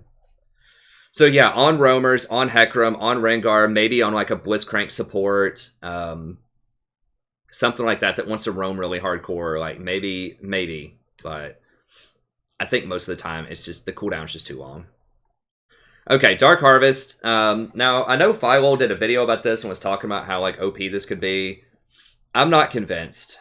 So basically, you go around, you farm stuff. You collect essence. Okay, so if you kill the targets yourself, you always gain the essence. If someone else kills it, you have to go pick it up. So it's like a Thresh Soul that you have to pick up. You have within 10 seconds. Champions give you 6 souls. Large minions grant you 4 souls, so like cannon minions. Large monsters in the jungle give you 2 souls or essence, whatever. Certain things, like I imagine like Annie, like Tibbers or Daisy or just like other big minions. It doesn't say which ones, but the big ones probably that take a while to kill will give you some essence. They'll give you 4 essence if you kill Tibbers or whatever. I imagine that it won't count for like Heimerdinger turrets or Zyra plants or stuff like the Malzahar minions. That'd be pretty overpowered. That'd be a super hard counter to Zyra. If it works like that, I'm not sure. It doesn't say which champions, but the fact that it says select leads me to believe it's things that actually take a little bit to kill. Big stuff. Okay, so not plants. If Zyra plants give you 4 essence, yeah, run that on AD carry and run it on everybody every time. Hard counter to Zyra. But I don't think that's the case. Okay, so it empowers your next attack versus enemy or structure for 20 seconds. That gives you a base plus total essence collected for the next 20 seconds. So you have to hit a champion. It's only champions. It's not like other minions. It's not monsters. It's only other champions for the total essence. So basically, if you're in lane, every minute, so every time a cannon minion comes down, if you kill them, you would gain 4 essence plus 40 damage plus 20% of your bonus AP. So if you have 100 AP, it'd give you 20 damage. It's kind of in the mid game. So you'd get a base, of like, well, I guess early game, let's see, early game, you'll start off with like 40, 20% of that will be like 8. So you'll get 8 damage plus level 3, 45. So that's 53 damage. Plus the cannon minion would be 57. So early game, it'd be 57 damage on hit next time you attack somebody. By comparison, was it Comet every 20 seconds? What does Comet start? So that's 57.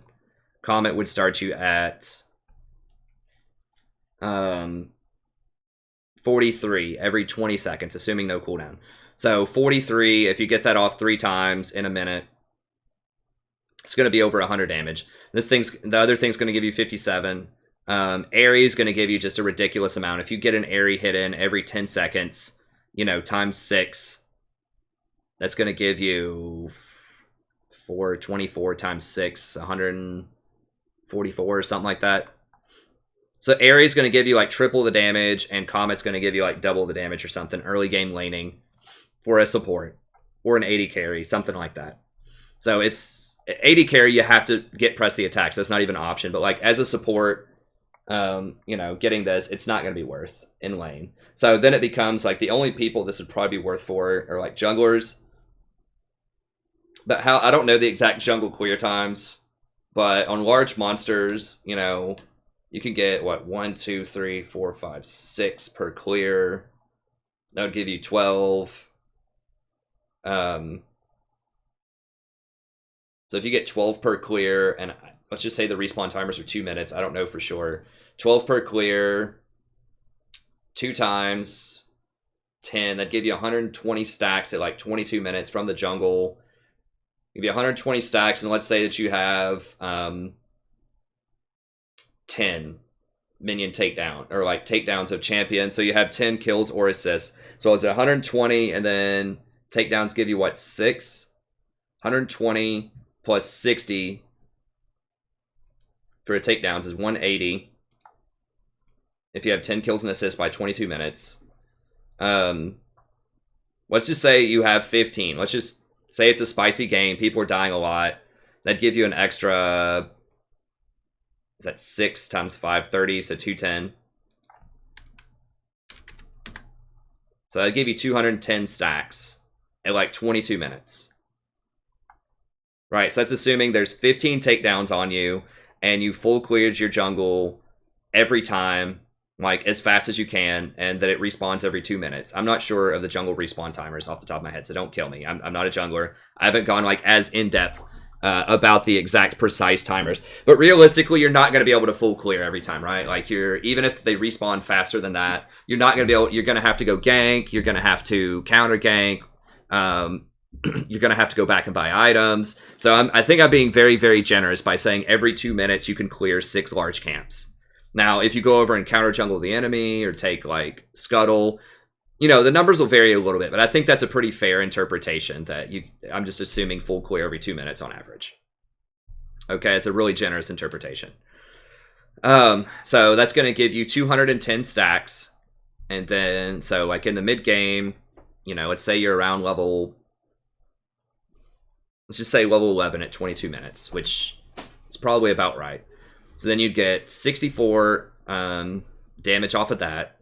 You get your total essence, which is 210. So that's 274. And then let's say that you have bonus AD of 100 or something like that. So it'd be 25 plus 25, and then plus whatever this was. 60. So this is the number, yeah, 25 plus 64. That's about 300 damage on a hit. Just pretty good. Now,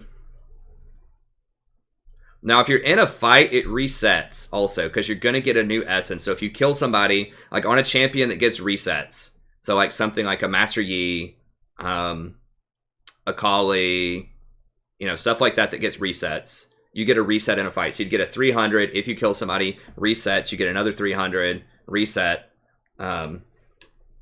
You know, stuff like that. That could be pretty decent.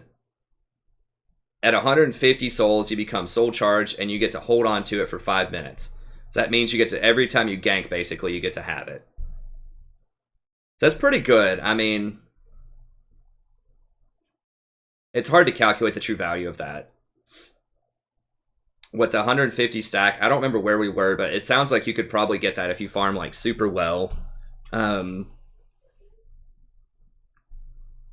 What do we say? Probably like 15 minutes or so, between 15 to 20 minutes, you could probably have 150 stacks to get that.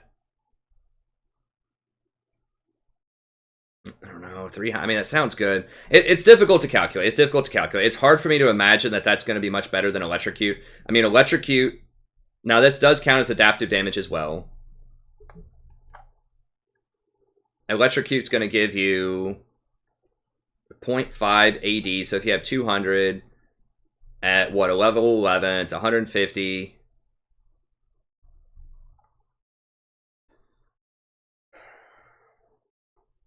I get, like, on farm-heavy junglers, I guess I can see this. Like, maybe...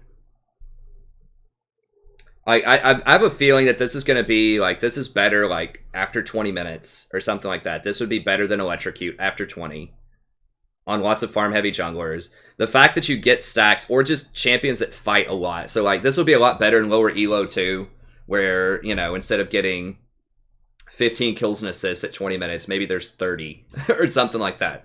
That'd just be like, if you're at every team fight, that'd be 30 deaths in a game, basically. Either you kill them, I guess 30 deaths on the enemy team. If you're there, if you have like an 80%. So let's think about it this way. So let's say that there's a game where, you know, maybe it's a silver game where there's an average of each team has died 25 times by 20 minutes. That's actually pretty, I would say 30 times by 20 minutes. That means that each player has died an average of 6 times. Let's say 5 times. Let's go with 25.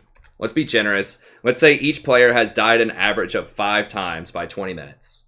Okay, I don't think that's unreasonable. I think that that's in a lot of silver games that might be the case. I don't know. I don't know for sure like what the average deaths are, but I feel like 5 is not unreasonable at 20 minutes. So if everyone on your team has died 5 times and you have a kill participation rate of 70%, so that means you're at 70%. You're present 70% of the time when people die. That'd give you like 17 and a half stacks at 20. That's pretty, I would, what I say, 15? That's pretty close. It's pretty close. If you have like, if you're not there 70% of the time and, you know, or if your allies just die a little bit less, it's pretty reasonable. So yeah, getting 15 stacks at that seems about right. So yeah, I mean, just rough estimation, I think it'll do more damage around, you know, 20 minutes or so than Electrocute, potentially, at 20. So, you know, the verdict is Electrocute is much better early on for securing the kills, especially on champions that have multiple abilities they can use. So, like, on Lee Sin, Elise, probably Nidalee. Just a lot of early game bully champions will probably want Electrocute instead, but the later game scaling type of champions will probably want Dark Harvest. So someone like Kayn might like Dark Harvest. Obviously, Master Yi. Trying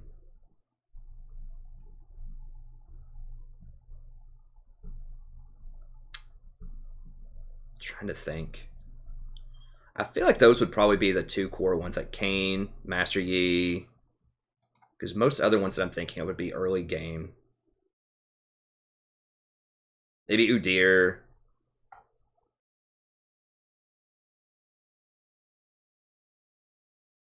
Yeah, I'm trying to think of like heavy damage dealers. Maybe Kindred. I feel like she's gonna do press the attack though. Maybe Kha'Zix. I still feel like you want Electrocute on Kha'Zix and Rengar, though. I feel like they want to make a bigger impact before 20 minutes. Jax. Jax would probably like it. Jax might also prefer press the attack, but maybe in the jungle he'd want Electrocute. I don't know. Maybe Dark Harvest on Jax. I don't know. It'll be interesting to think of, but yeah, the thing that jumps to my mind, like things like Rengar, Kha'Zix would still want Electrocute, Nidalee, Elise, things that want action pre 20 minutes, and then things that mostly kind of farm up and become powerhouse late game, you know, like Master Yi, Kayn, stuff like that would probably prefer to have Dark Harvest, or like power farmers like Udyr, Shyvana. So. Almost fell over home and maybe again. Is that bad? Yes. That would be very bad. It was fussing, so I changed your diaper, but I would just put it down. I see. maybe even like Warwick. So there is a place. I'll rate it a little bit higher than I was. I think that there is a place for it on certain junglers.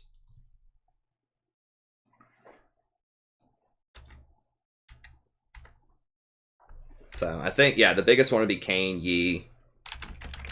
You can see it on. So it's good. So, I mean, I think just the general rule of thumb is if your champion really starts to hit their power spike and starts going off and you can farm consistently after 20 minutes, Dark Harvest. If you want to have a huge impact earlier in the game and try to take over with more burst damage, especially if you're a lethality user and you hit that 1 or 2 items, maybe Electrocute. So if you're going like blue Kayn, you might even want to go for Electrocute early on if you're going to get like Duskblade first or something. But if you're going the more traditional like red Kayn with Cleaver, like Cleaver, Death's Dance, something like that, I think Dark Harvest is probably better. Is that right, dear? Mm-hmm. Yeah. So my wife agrees. How are we looking? It's getting long, but yeah, okay. So that's the Keystones. That there are some interesting choices there for sure. So I do think that Dark Harvest has a place. It can get powerful later on, but is it worth it? It's all just going to come down to how fast can you farm and what's your kill participation. If your kill participation is not somewhere around 70%, don't run it. If you're only, because that's the trade-off too, right? The more you power farm, the less your kill participation is going to be. If you're just hanging out in the jungle power farming as Master Yi, it's not going to be worth it. So if you're just like, only getting 7 kills and assists by 15 minutes, even if you're full clearing and getting, 2 per large minion monster for a total of 12 every 2 minutes? Was that what it was? It's 2 per large minion monster, right? And there's 6 camps on each side. She has 12 every, so that's like 6 per minute. Times 20, that's 120.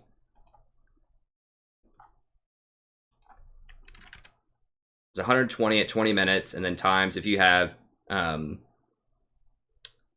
kills and assists, that'd be plus 60. 180. I guess. I mean, that would give you the bonus. Like, you really want to get to this bonus soul essence by 20 minutes for sure. I guess. I mean, I think having the bigger kill, but let's say you only have 5 kills and assists. So that'd only be 30 plus 120. That'd get you to 150. So it's like this tension between, do you power farm and miss on kill participation, or do you go get the kill participation? Because every time you participate in a kill, you get a kill or an assist, that's worth 3 camps worth of farm. So, it's a tough choice. So you have to have a champion that can both gank and do something meaningful and have high kill participation, but at the same time, can clear camps and harvest. So it'll be good. It'll be good on several champions, but you want to have that balance of farm plus kill participation. Okay, let's look at the next one. So this is interesting. Interesting choices here. Predator probably not for most people. Harvest for junglers, bad for laners, and then Electrocute, like, very overpowered on assassins. Okay, Cheap Shot. So this one's pretty good. Your attacks deal 12 to 30 true damage to impaired targets. So true damage, remember, is basically double damage. It doesn't work out that way always mathematically, but that's the easiest way to think about. So it's pretty close to 24 to 30 damage. Now the cooldown's only 4 seconds though. So this is a really good combo for anyone that naturally has a slow. Like on someone like Ashe, this would be very good for lane harassment. So that might make Ashe a lot more viable in lane. Because she has such high range. She has 625 range, I think. So she can use that pretty easily. So you just turn on your Frost Arrow, attack them twice, and boom, there's your Cheap Shot. Just every 4 seconds you could do that. So that'd be really strong in lane. Anyone that uses Glacial Augment in lane, this would be really good on. So like a Kennen, this would be pretty good on potentially. Or maybe like a Gnar up top. So there aren't many people that are going to use Glacial Augment probably. But the ones that do... that could be pretty good. Trying to think on supports, like something like Nami. This is really good because you can just turn on your E and just start auto-attacking people and get this bonus. So, Soraka, you hit somebody with a Q, you could cheap shot them. So it's pretty decent. It's pretty decent. It's only going to be for certain champions, but it's good in lane. It doesn't have an AP or an AD ratio though, so it's going to scale pretty poorly into the late game. But overall, it's decent. Taste of Blood. This can give you some pretty good healing over time. So you might actually choose this for sustain against really tough lanes like this with Doran Shield. Gives you 20% bonus attack damage next time you attack an enemy champion. So, you know, level 3 would heal you for 21. So level 3 plus, let's say that you have early on, I don't know, 40 bonus attack damage or something like that. You get 20% of that, so it'd give you 8. So that would heal you for 28 every 20 seconds. So it's pretty good. It's pretty good. So that's like, I think that Doran's Shield heals you for 20 per 10. This will give you 28 per 20. So it's not quite Doran's Shield, but combined with Doran's Shield could be pretty good. So against really hardcore, like difficult lanes, this can be useful, but most of the time you're not going to use it over sudden impact on the major AD carries or cheap shot on certain AD carries. So, you know, maybe against Sona or Zyra, if you don't have a healer support, you might do this, but I think that Doran's Shield should be enough to help you through the lane. And Doran's Shield would be a better choice, because that would allow you to get sudden impact or cheap shot. But yeah, this can be a little bit of extra help against heavy harass. So this is very similar to the whatever mastery you had before, the Taste of Blood. I don't even know if it was called Taste of Blood. I don't remember what it was, but something in the offense tree that used to give you this. But it does have a ratio, so it does scale. That's pretty good. The cooldown doesn't scale, but at least the ratio does. So it's okay. Niche counterpick to heavy harass lane. Like maybe against Caitlyn Sona or something like that. If you're playing Vayne, you might want to run something like this, but with a Doran Shield. Sudden Impact. So this is one that is super powerful. Like this is very, very strong. All right, but only certain champions can do it, but it's going to define like which champions are strong in different roles based on how well they use this, because this is extremely powerful. All right, so it's oppressive. Like it's going to define which AD carries are good. Okay, so why is that? What's up with this? Okay, so it gives you sorry, I got a little cat hair stuck in my nose there. It gives you either 10 lethality, or it gives you both 10 lethality and 8 magic pins. There are champions that will be able to abuse this. Like if they can use lethality and magic pin, Akali, this is going to be extremely good. But even champions that can only use one of those stats, that can only use lethality or magic pin, will be very good. And it has no cooldown. So it's on expiration. Okay, so there's 4 seconds of cooldown after the 5 seconds. So immediately champions that abuse this are Callista. Every time she jumps, that counts as a dash with her passive. So it's just pretty much this is always up. She just gets a free 10 lethality. Someone like Talon, someone like Zed, anyone that dashes forward that can use this, that loves lethality. Lucian, when he dashes, that counts. Ezreal, when he dashes, that counts. So there are a lot of champions that can do this, but there are some that can't. So like Jinx doesn't have a dash. Ashe doesn't have a dash. Varus doesn't have a dash. You know, this is definitely going to disadvantage some AD carries who aren't mobile. So it's going to make people want to play mobile AD carries. Now, there are some interesting combinations with the magic pin from the support side. Like if you go something like Zyra with Proto Belt, the little dash forward with Proto Belt would actually proc the magic pin. So I haven't tried it yet, but that's something that's interesting to think about as maybe like a 4th or 5th item. You'd probably rather just have a bigger damage item than Proto Belt, something like a, you know, after you get your Void Staff, Leandri's, maybe something like a Luden's, because Proto Belt only gives you 60 AP. So it's cute. It's a cute interaction. I'm not sure if it'll be useful or not. I mean, obviously, if people want to play something like Zoe as support, then this would be good with her when she hits level 6. I'm trying to think of other AP supports that could use this that are good. There aren't that many. I can't think of any off the top of my head. But it's good on even someone like Alistar who just dashes in, you know, to attack, or maybe even Thresh, or Leona, Blitzcrank, stuff like that. All of these can be pretty... I guess Blitz doesn't have a dash. But someone like Alistar, this would be great on Alistar. I've actually started running that. So yeah, I mean, it's pretty good. Like, Alistar gets the lethality on his auto attacks, then he gets the extra damage on his abilities with the magic pen. So Alistar is probably one of the best supports that can really use that. Alistar is very good on this patch. So yeah, it's super strong. Super strong mastery on certain champions. So if your champion does have a dash or something like this. Now, invisibility or camouflage, that would mean Twitch could use this as well for his opening up. So this wouldn't be that bad on Twitch. So it's pretty good. Zombie Ward is really strong, but not as strong as I thought it would be. So, and there's a typo here. It says, let me see. Yeah, it says that if you kill a ward like with a pink ward and it's already warded, that you get a free zombie ward in your trinket slot for 30 seconds that you can use. This is not how it works right now. Maybe they were doing that on the PBE when this was written up, but that's not accurate. You do not get that extra zombie ward anymore. So that's one of the few inaccuracies that I've spotted with this page, but nevertheless, the page has a lot of great information. So the problem with Zombie Ward is you have to be able to press and get vision in places where you normally would not get vision in order to make use out of this. So for example,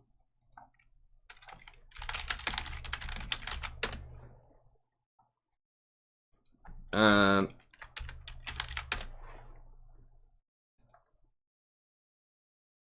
let's just go with this. So it's not going to be that helpful if in bottom lane you're like clearing a ward in Tri-Bush and then you get another zombie ward in the Tri-Bush. They're just going to clear it. That's not going to be helpful. If you clear a ward like right here or something, they try to ward this bush, you clear it, zombie ward in there. It's not going to be that helpful. They're either going to clear it or it's not going to matter because they're going to be pushed in. So in typical like laning situations, it's not going to be super helpful, right? Because if you clear any of these wards, it's just going to give you redundant vision. Or they're going to be pushed in so far that the vision's just not going to matter. So in lane, it's bad. Outside of lane, it's okay if you can keep up map pressure. So let's say all the tier 1 towers are down. You go through here, you sweep out their wards, you get zombie wards in these bushes. That's great. That does give you vision for a little bit. But they're just going to come back through and probably clear them out pretty soon.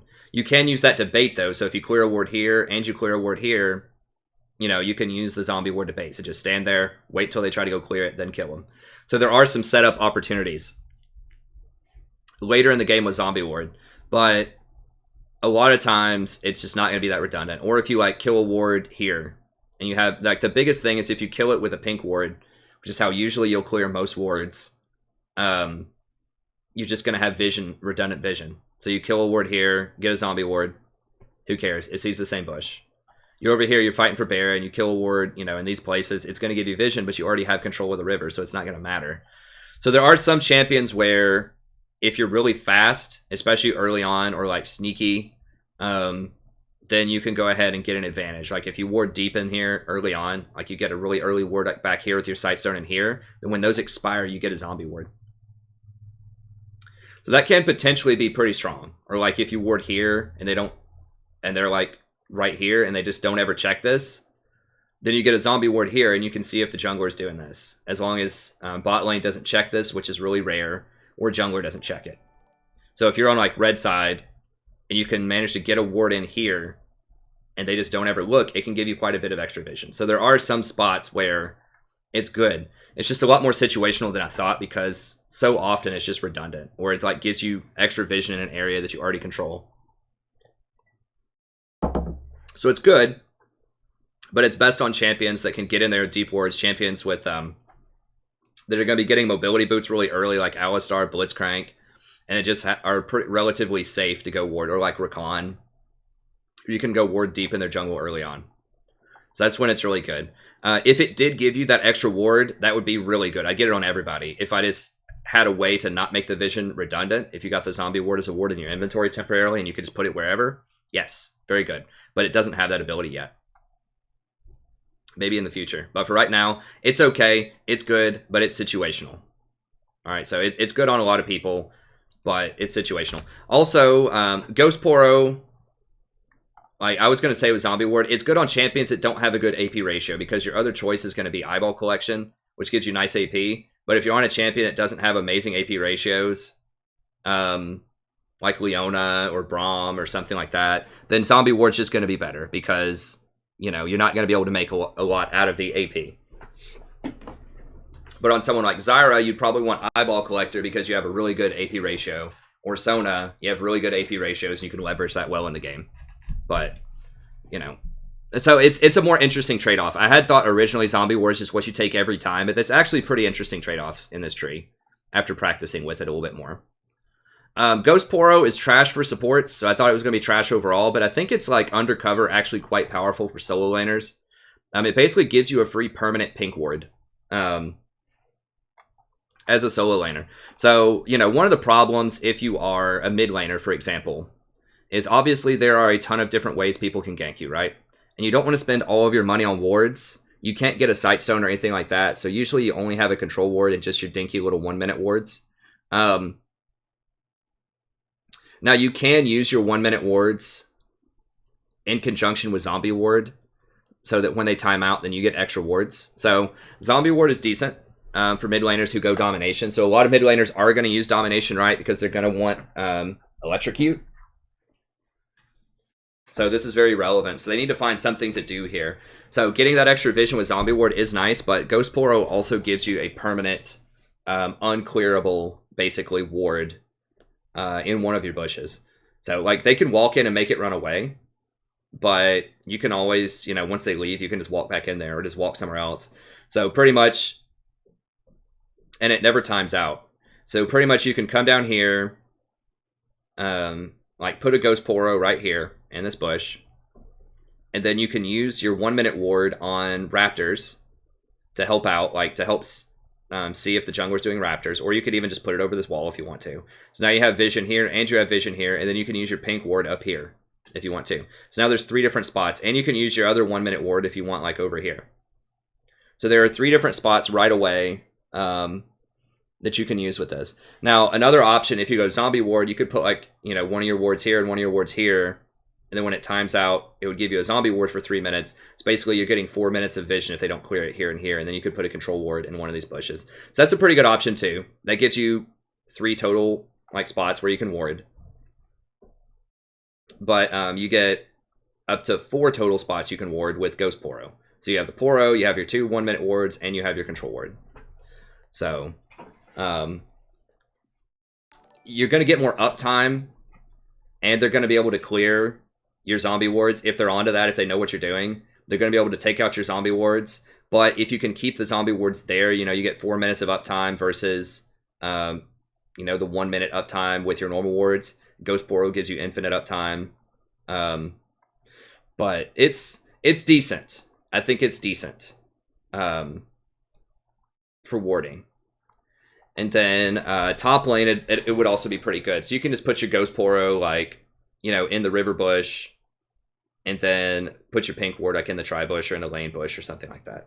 So I think if you're on red side, particularly if you're on red side, I think that it can be pretty strong to just put like your pink over here, keep this cleared out, and then just use your Ghost Poro in the river.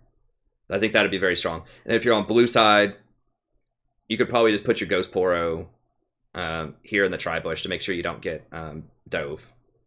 And then just use your pink like out here or like in one of these bushes or something like that. So I think it'll be pretty strong.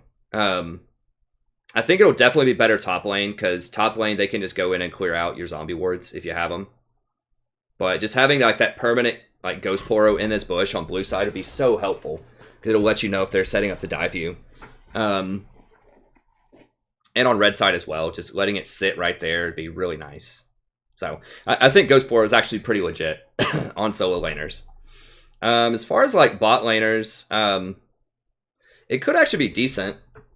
Now, you're not going to be running Domination. Well, I guess you will. Yeah, on Callista, you'll be running Domination for sudden impact as your secondary. So getting a Ghost Poro there, like, probably not the most helpful. But if you're red side, you could use Ghost Poro like here in this bush, and that would allow your support to like use their pink ward in this bush down here. So yeah, I mean, I think it could help out with the vision. If you're on blue side, you can Ghost Poro the Tri-Bush. Or pink the Tri-Bush. It's not as good on blue side. I think you would pink the Tri-Bush. You could Ghost Poro like this bush, I guess. Then your support could use their... yeah, that would be good. Pink the Tri-Bush. ADC Ghost Poros this bush. Support pinks the forward bush. Assuming you have like lane presence. Pinks this bush, and then they can use all of their Sightstone wards like here, here, and like over here or something. I think it could be a pretty decent option on 80 carries. So yeah, Ghost Poro has some utility. It's decent, especially on solo laners or 80 carries. It's as a jungler, I guess you could use it too. I feel like Zombie Ward might be better on junglers because you can get into their jungle and offensively put in wards. So I think Zombie might be better on jungler, but Ghost Poro would be okay. If you just want to watch like a key choke point, so if you invade, you just want to leave like a Ghost Poro here, you could. If you invade from this side. Yeah, I could see it.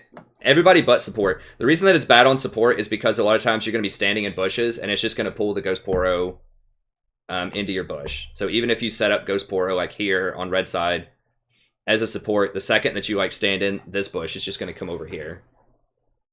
So it's bad for people that stand in bushes a lot, but it's good for other laners. So bad for supports, pretty good with other people. And the final choice, if you have good ratios, so it might come down to ratios again with Ghost Poro and Zombie Ward. If you have really good AD or AP ratios, you'll probably want to do Eyeball Collection.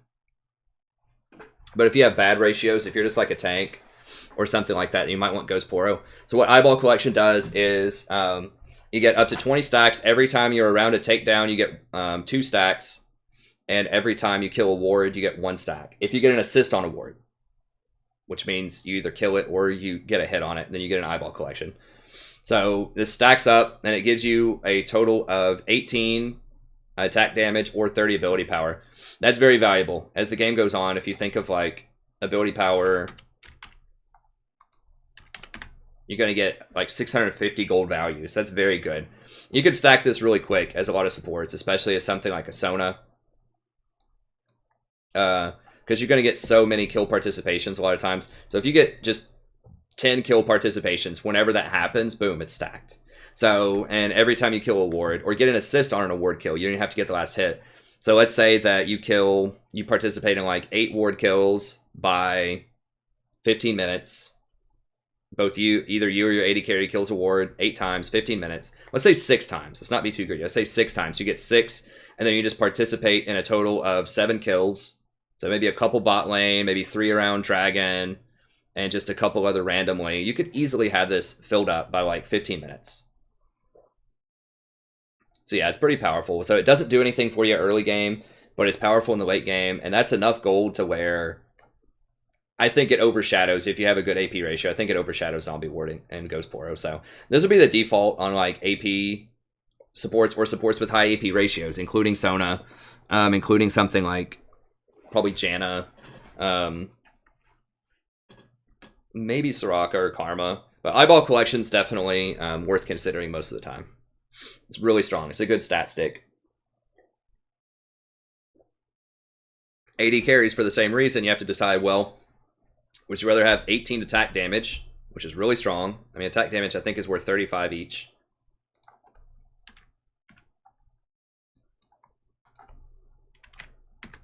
Yeah, that's 630.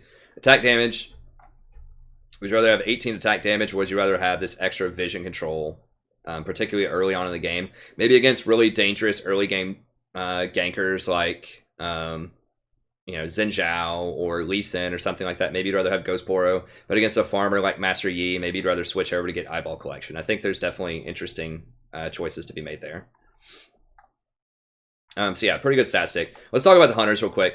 So Ravenous Hunter, be okay. And we need to speed this up. God, it's almost 2 hours.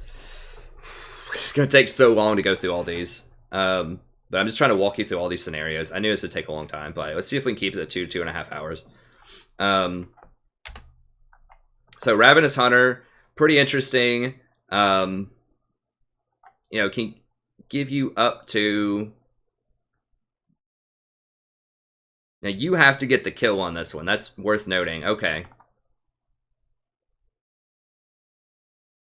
Oh, I just realized it actually requires the kill. Ooh. Because I just assumed everything else was talking about takedowns. Takedown, takedown, takedown. But Hunter is actually, you have to have the kill. Ooh. Okay. So I need it. So this is not good on Blitzcrank or Alistar then. Because you have to have the kill. Okay. This is awful on supports. Let me see. Champion killed. Yeah. Is this how it's worded in the game?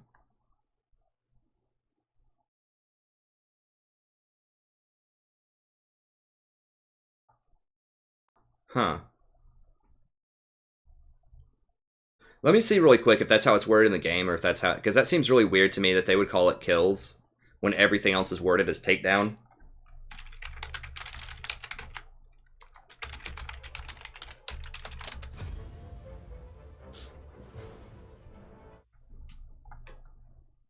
Let me just confirm. Because that's just garbage. Anything that requires a kill is really bad on supports because you shouldn't be getting a lot of the kills. You won't and you shouldn't. Like, try to get a lot of the kills.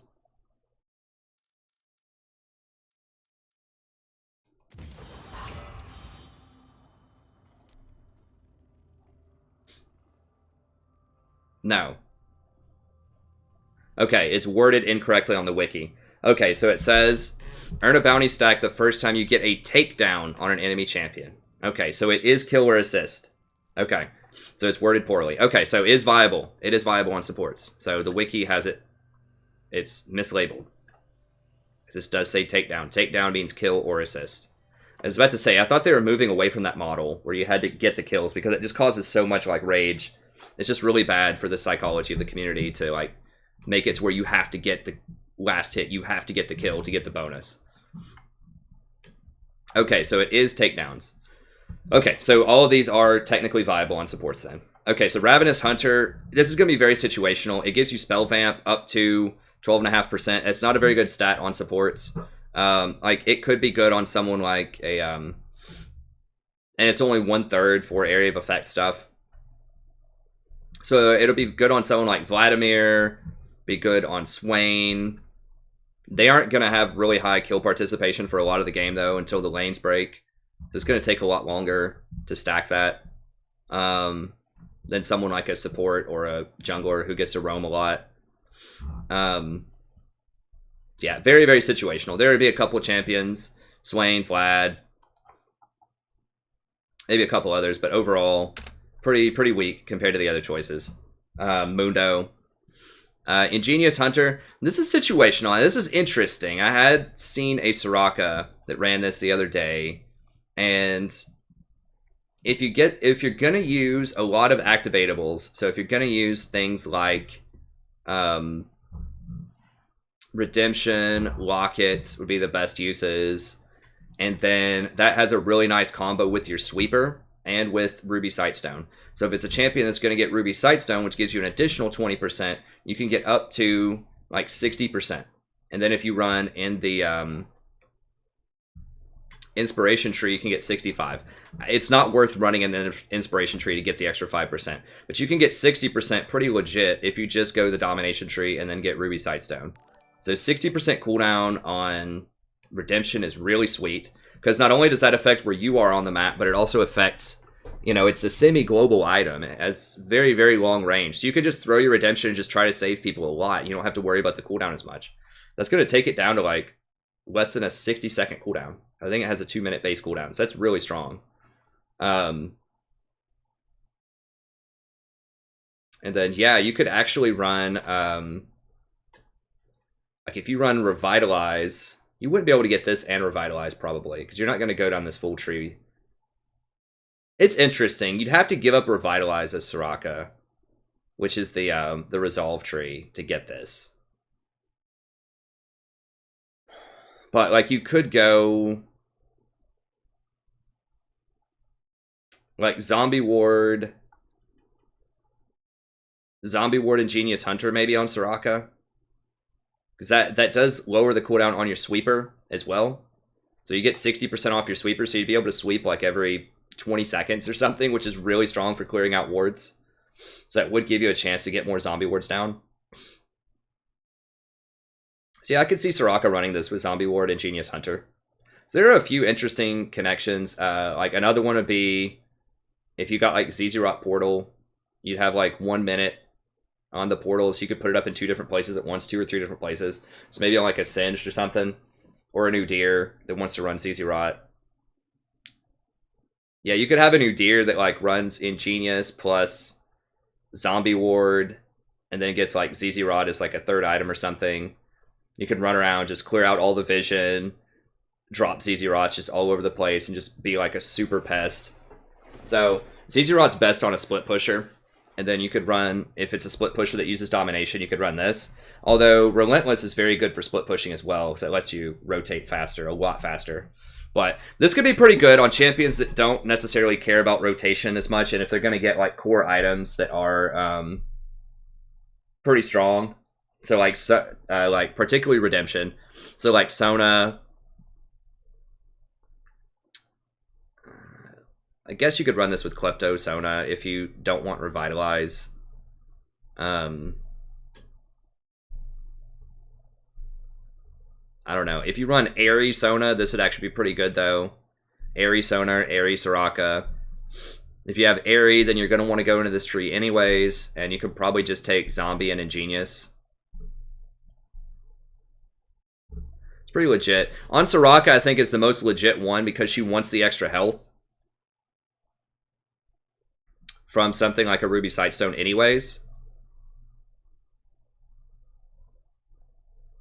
Just trying to think. The thing is, like, if you go, I guess something like a Thresh, like someone else who uses Locket could be pretty good as well. If you go like Thresh, Face of the Mountain, Ruby Sightstone, Locket, and that could be pretty good. That would allow you to use more Face of the Mountain as well.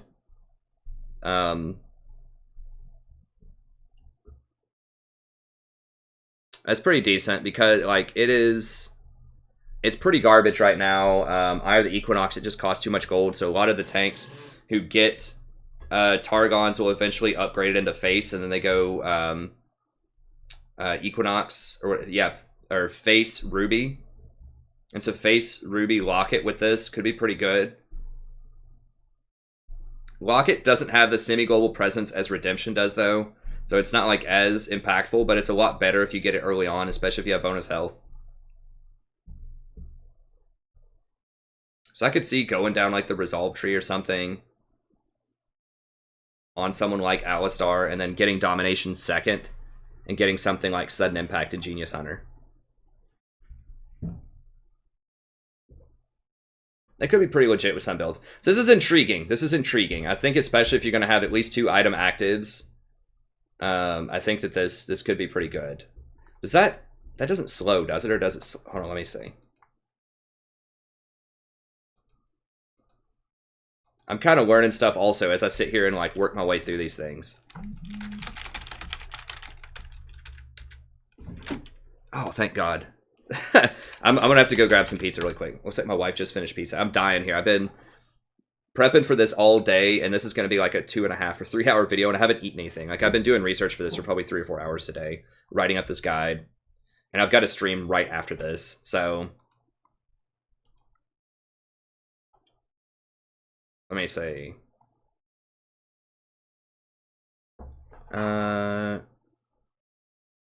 attacks a procket. Blah, blah, blah. Okay, here. Oh, it does slow him for 2 seconds. Wow. Yeah.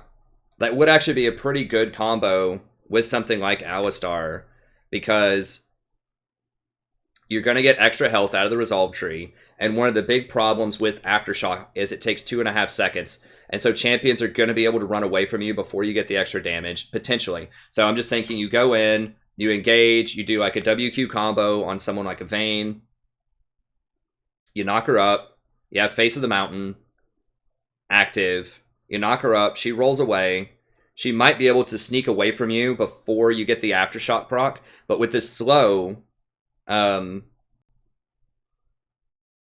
And that shield explodes, slowing people.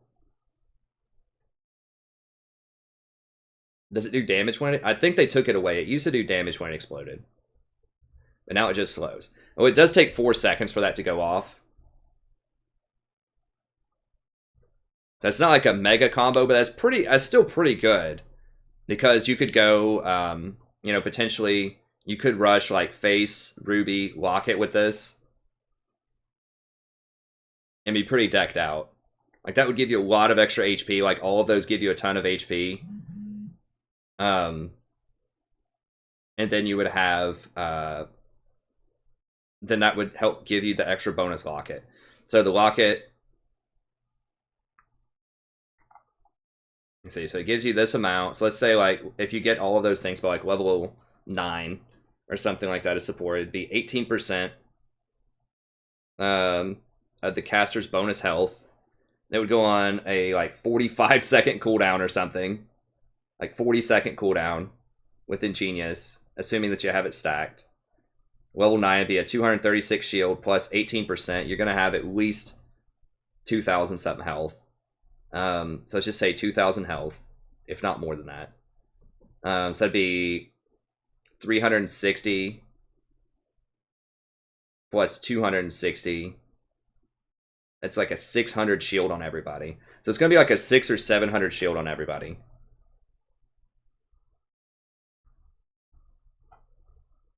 Yeah, that's legit. You could take down Zeke's Convergence also. You know, it'd be like a 20-second cooldown then, so that would have like 50% uptime. I mean, okay. There's some interesting things with this. You could do Talisman, get it to like a 30-second cooldown. Yeah, you could have the ZZ Rod on like a 50-second cooldown.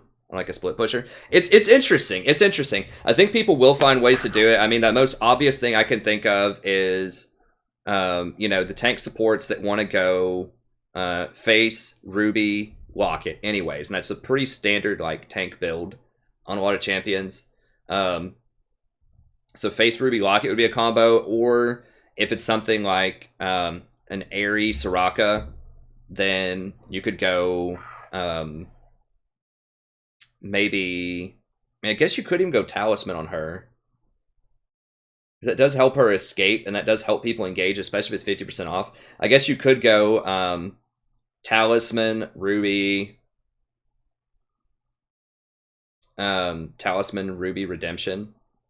Redemption's pretty weak, unless you have other plus healing and shielding, though. And none of those items have plus healing and shielding. So that's not as much synergy as the Face, because Face of the Mountain plus Ruby gives you the stats to actually make the Locket shield powerful. So that when you get that reduced shield, or when you get the reduced cooldown, it's huge. Whereas the Soraka one's cute, but none of that has plus healing and shielding, and so your Redemption overall is going to be weak. You can use it more, but you're not going to have the plus healing and shielding to back it up. So it's okay. It's cute on Soraka with Redemption, or on like Sona with Redemption, but it's actually straight up really good on something like an Alistar, because he already wants those items. You're not going out of your way, and those items scale with your active Locket. So I think that might be even better. Okay, just give me like 30 seconds. I know that's weird in the middle of this video, but I just don't have time to do the video editing. I want to get it out there as fast as I can. So I'm just going to go grab a drink of water, and I'll come back, and we'll keep on moving. I'm going to grab a drink of water, grab the pizza. I got to have something. I'm about to pass out. I'm trying to get this content out there as fast as I can. And then we'll talk about Relentless. Sorry, 30 seconds. I'll be right back.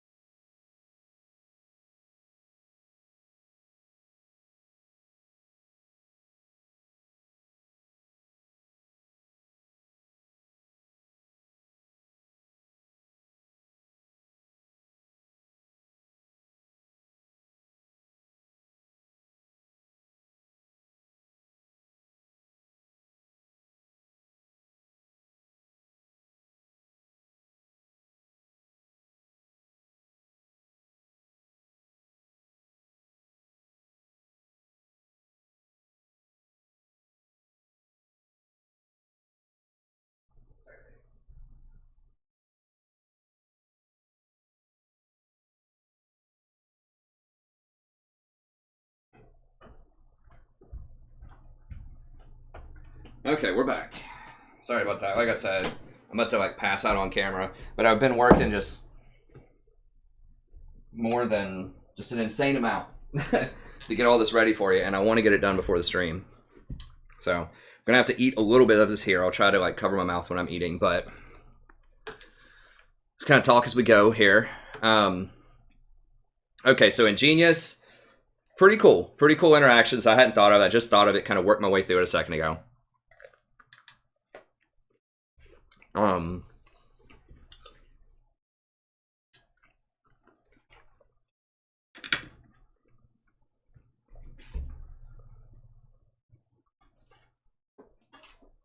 Okay, it's clearing out a spot. So pretty cool. Probably actually like really good on tanks. I am gonna bump that up actually. I think that's actually, the more that I talk about it, that seems actually extremely good. On something like an Alistar. You're giving up Relentless though. Okay, so I'll give it a 7 because I think Relentless is actually pretty good too. Gives you up to 48 out of combat movement speed. Very, very nice rotations with Alistar, with Blitzcrank. That one's pretty straightforward. I mean, 48 extra out of combat movement speed is massive. That's like giving yourself an extra, like not quite like mobility boost, but like a little mini mobility boost. Like that's huge. So the stat value on that, I think it's only like 480 or 500, but it's very, very good. Very, very good on champions. Now, obviously, on someone like a Braum or, you know, something like that that doesn't roam quite as well, then you'll probably want to go with Ingenious. But on Alistar,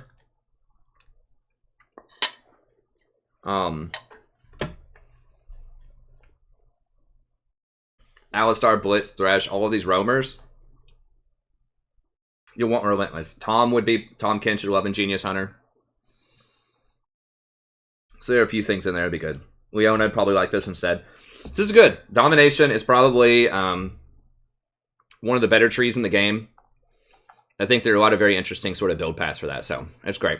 Obviously, you know, someone like Talon, Zed, all of those roamers are going to want this as well as their last thing in the tree.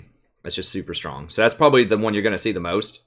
But I think Ingenious, you might see it less, but it potentially could have even higher impact if they get to abuse things like Face of the Mountain and lock it with it.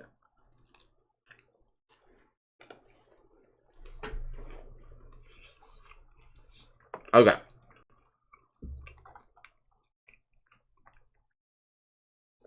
Let's go and look at Sorcery. Super strong tree. Very, very strong tree. I mean, this is arguably the strongest tree in the game.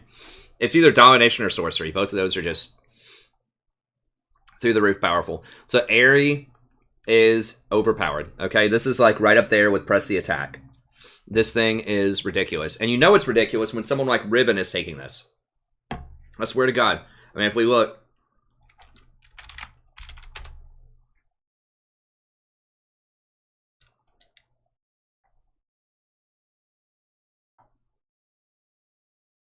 York's probably taking it too, but I'm going to look and see if we can see Riven here.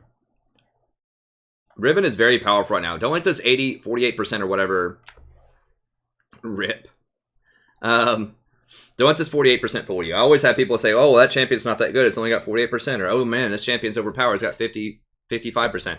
There's a lot that goes into that. You can't let stats determine everything because Riven is extremely hard to play, and most people who play her are going to fail, and that drags down the average. But really good Riven players are going to be like 60% with her. So there's a huge disparity between good Rivens and bad Rivens. And it's that way on a lot of champions. So champions like Yasuo, Riven, Fiora, these are almost never going to have over 50% win rates. If they do, there's something really wrong with them. Because they're high skill cap champs. The champs that are going to have a high win rate a lot of times are champions that are not that high of skill cap and are just really strong for whatever reason. Okay, but if we look at... I haven't actually looked at this. I don't know for sure. But yeah. Look, you've got all these Riven players taking Airy, and that's what I've seen all day for the last few days. That is wrong. This should not be on this champion. That means this is overpowered. The reason they do that is because when they go forward, when they're a melee champion that does sustained damage like that, whenever, like, Aerie finishes whenever it goes off its 2-second cooldown, then they get to do it again. So it just is spammable. It's every 2 seconds this comes up. That's a lot of damage in a sustained fight. Because it has a 0.15 AD ratio on it. On the damage portion. So that's crazy. That's when you have like 200 AD, and Riven gets a ton of bonus AD, right? So if you have 200 bonus AD, that's 30 extra on-hit damage. You know, like level 6 or whatever, that'd be 60 extra on-hit damage. And because it's adaptive, lethality also applies to that. So Rivens that go like Ghostblade, Dustblade type of stuff, that'll deal a ton of extra damage, and who have sudden impact to get the 50 extra lethality. All of that benefits Aerie.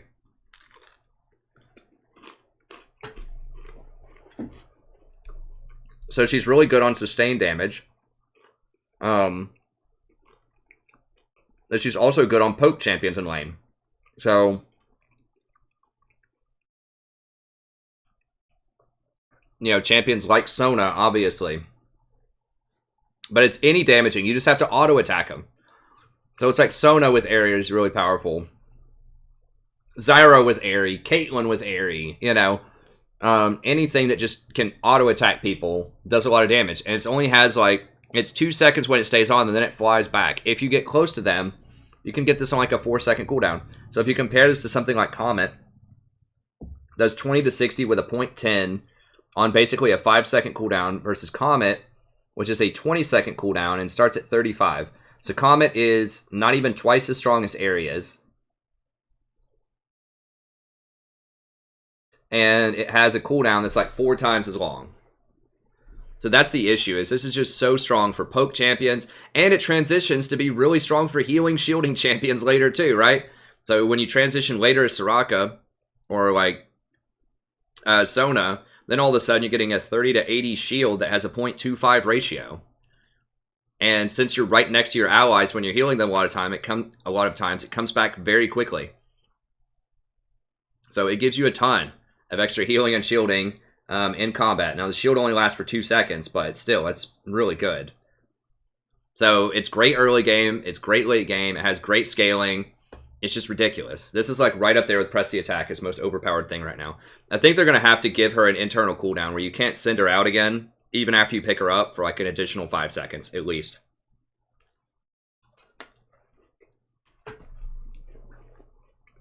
That would help balance her out a little bit. Okay, so Aerie, overpowered. You want to take it on most champions most of the time. Okay, so Arcane Comet is interesting. So I just said that it's worse than Aerie's better with like sustained damage. Arcane Comet is better for all-in burst though. So if you hit someone with an ability, then it is like something that crowd controls them, then it's going to hit them. So, you know, if you hit them with a Lux Snare, a Morgue Bind, a Zyro Root, something like that, then it's going to do the damage. This is better for burst damage, like single ability burst damage. Okay? So, especially on AP champions. So, Electrocute in the Domination tree is higher burst, particularly for AD champions, because it has such a high bonus AD ratio. But this is going to be better. And it can get up to 220 damage, don't forget, on Electrocute. This is only up to 105. So this is better for, like, mildly sustained damage on champions that have crowd control. Now, I've heard people say, oh, well, they can just walk out of the Comet. That's true sometimes, but how often does that actually happen? Especially at, like, Platinum and lower. Not often. Most people are going to get hit with it. But the real kicker here that makes this strong is you get a cooldown on the effect by other spells. So, if you have a single target, you keep hitting them, like with a Katarina Dagger is the example there. It has a little Katarina icon. It reduces it by 20%, whatever. So, if you just hit someone with single target spells, you know, over and over again, it gets lowered. So, like a Cassiopeia is consistently, like, just spams abilities on people. This goes down a lot. So, you know, you could, in theory, get this down to something like a 5-second cooldown. Now, on some champions, this is very strong. Zyra, in particular, because her plants, each plant hit counts as a spell. So it lowers the cooldown. Now, I believe that it counts as area of effect instead of single target, but still, that's 10%. So if you put ranged plants on them, now it can only trigger once every 0.5 seconds. So if 3 plants hit them, you know, at the same time, it's only going to trigger it once. But still, if you have plants in their face like that, you know, you're going to get at least a 30% cooldown on it. So like in the mid game, you know, this might be in the mid game, you know, around level 9 or so, 14 seconds. You have the plants hit them. Over that 14 seconds, plants hit them 5 times, reduce it by 50%. You're going to have a 7-second cooldown. Now that's when it gets interesting.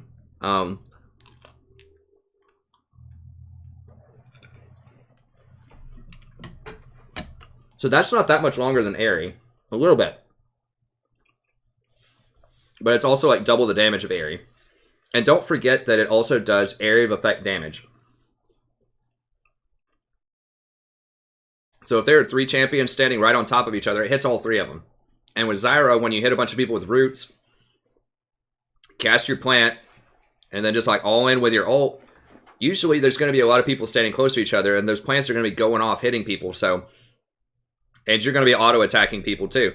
So, well, I guess auto-attacks don't lower the cooldown, but the plants do. And so it's not uncommon when you all-in people in a team fight with Zyra, they're going to get hit by 2 or 3 comets in a team fight.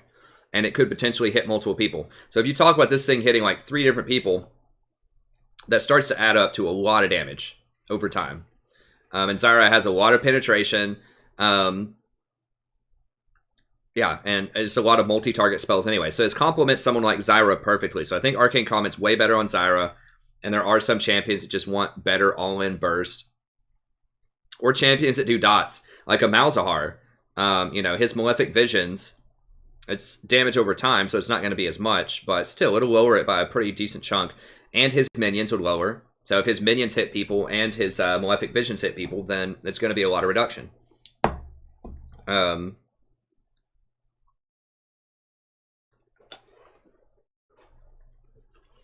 So a lot of champions would prefer Airy, but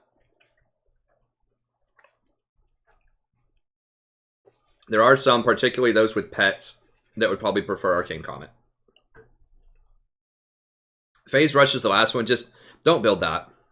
It's just awful from what I've heard from most people.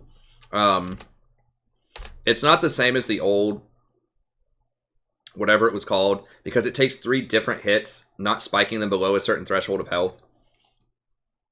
And it only gives the slow reduction for melee champions. So ranged champions no longer get the extra 75% slow reduction.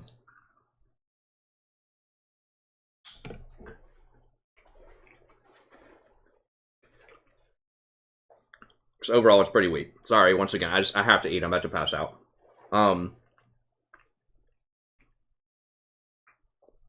Okay, and then let's move on to the next one. Let's look at Nullifying Orb.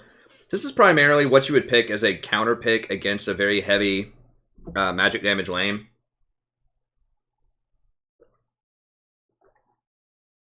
This is best used on champions that don't have a lot of mana problems as well. So like Soraka against Zyra, or Zyra against Brand. Something like that. This could be pretty good. You're giving up Mana Flow Band, which is one of the best runes in the whole game to get this, but if you're really scared for your life and you think that they just might kill you in lane, this is a pretty good way to below 30% of your max health. Yeah, this is a pretty good way to keep you from getting all in, especially early game. So it's pretty good defense for Soraka against something like Zyra.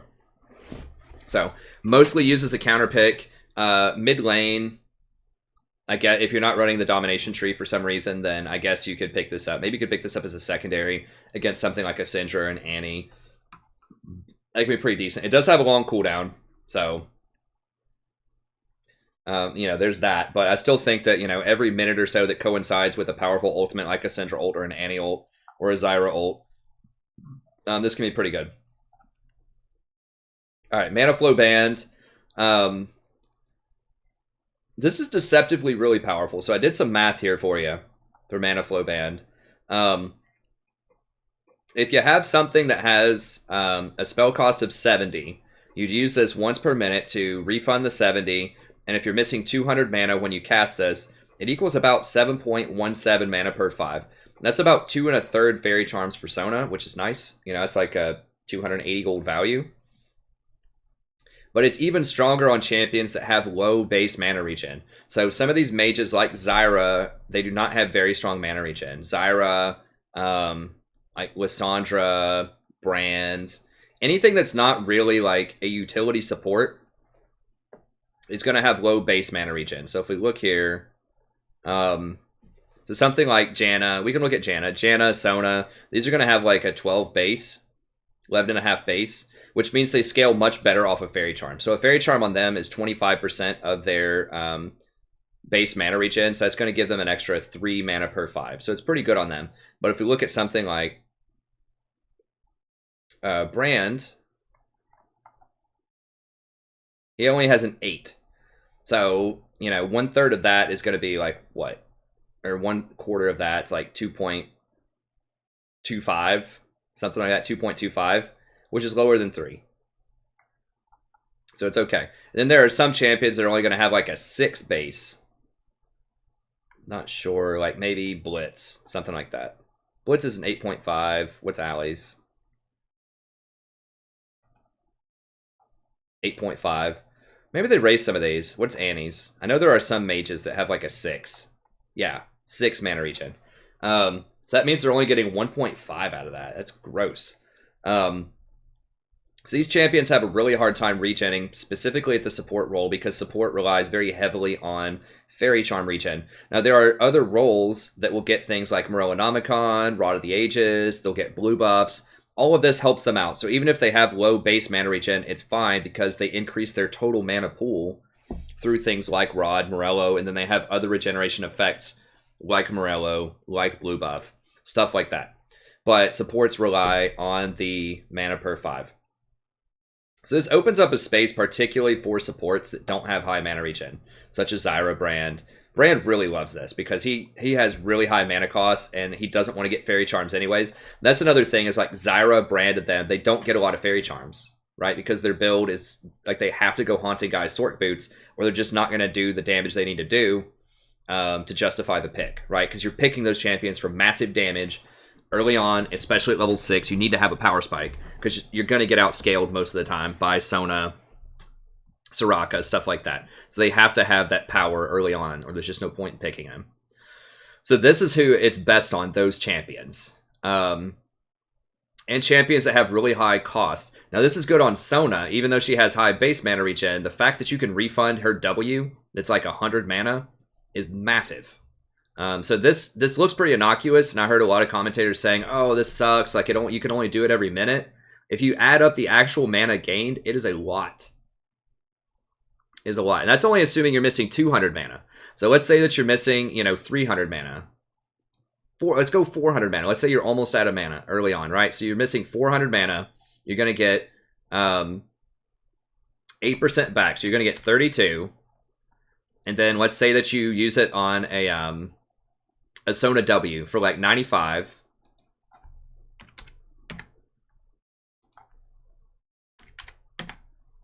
And it's 2.11 per second. So now all of a sudden you're getting like 10.6 mana per 5. And that's going to be equal to like 3 Fairy Charms and some change, like 3.5 Fairy Charms, which is going to be like a 400 to 450 gold value. And this never falls off. So late game, if you're missing like, 700 mana or something like that, and you cast a spell that costs like 100, you're going to get even more. So it adds up to a lot. It's generally going to be 300, 400, 500 gold value, especially early on in the laning phase before you get a lot of other sources of mana regen. It's very, very powerful. So Mana Flow Band is really strong. You'll want to take that most of the time. Now, the other choice that people like a lot is this ulti hat. I think this is overhyped. It's okay on some champions. It's 5% of your ultimate. First of all, it's obviously not going to do anything until you get to level 6. So, the first 7 or 8 minutes of the game, it doesn't do anything.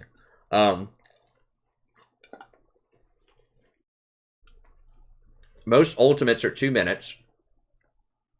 So, something like that. A lot of them are even more, but we'll just call it 2 minutes just for easy math. I'm going to take you an additional 10 minutes if you cast your ultimate immediately every time you can. So you're looking at like 18 to 20 minutes before this turns on. And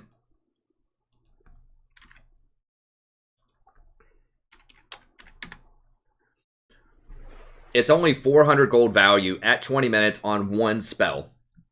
So if it counted the same as CDR, even if this was just straight up like you get 15% CDR on everything at 20 minutes, it would still only be a 400 gold value.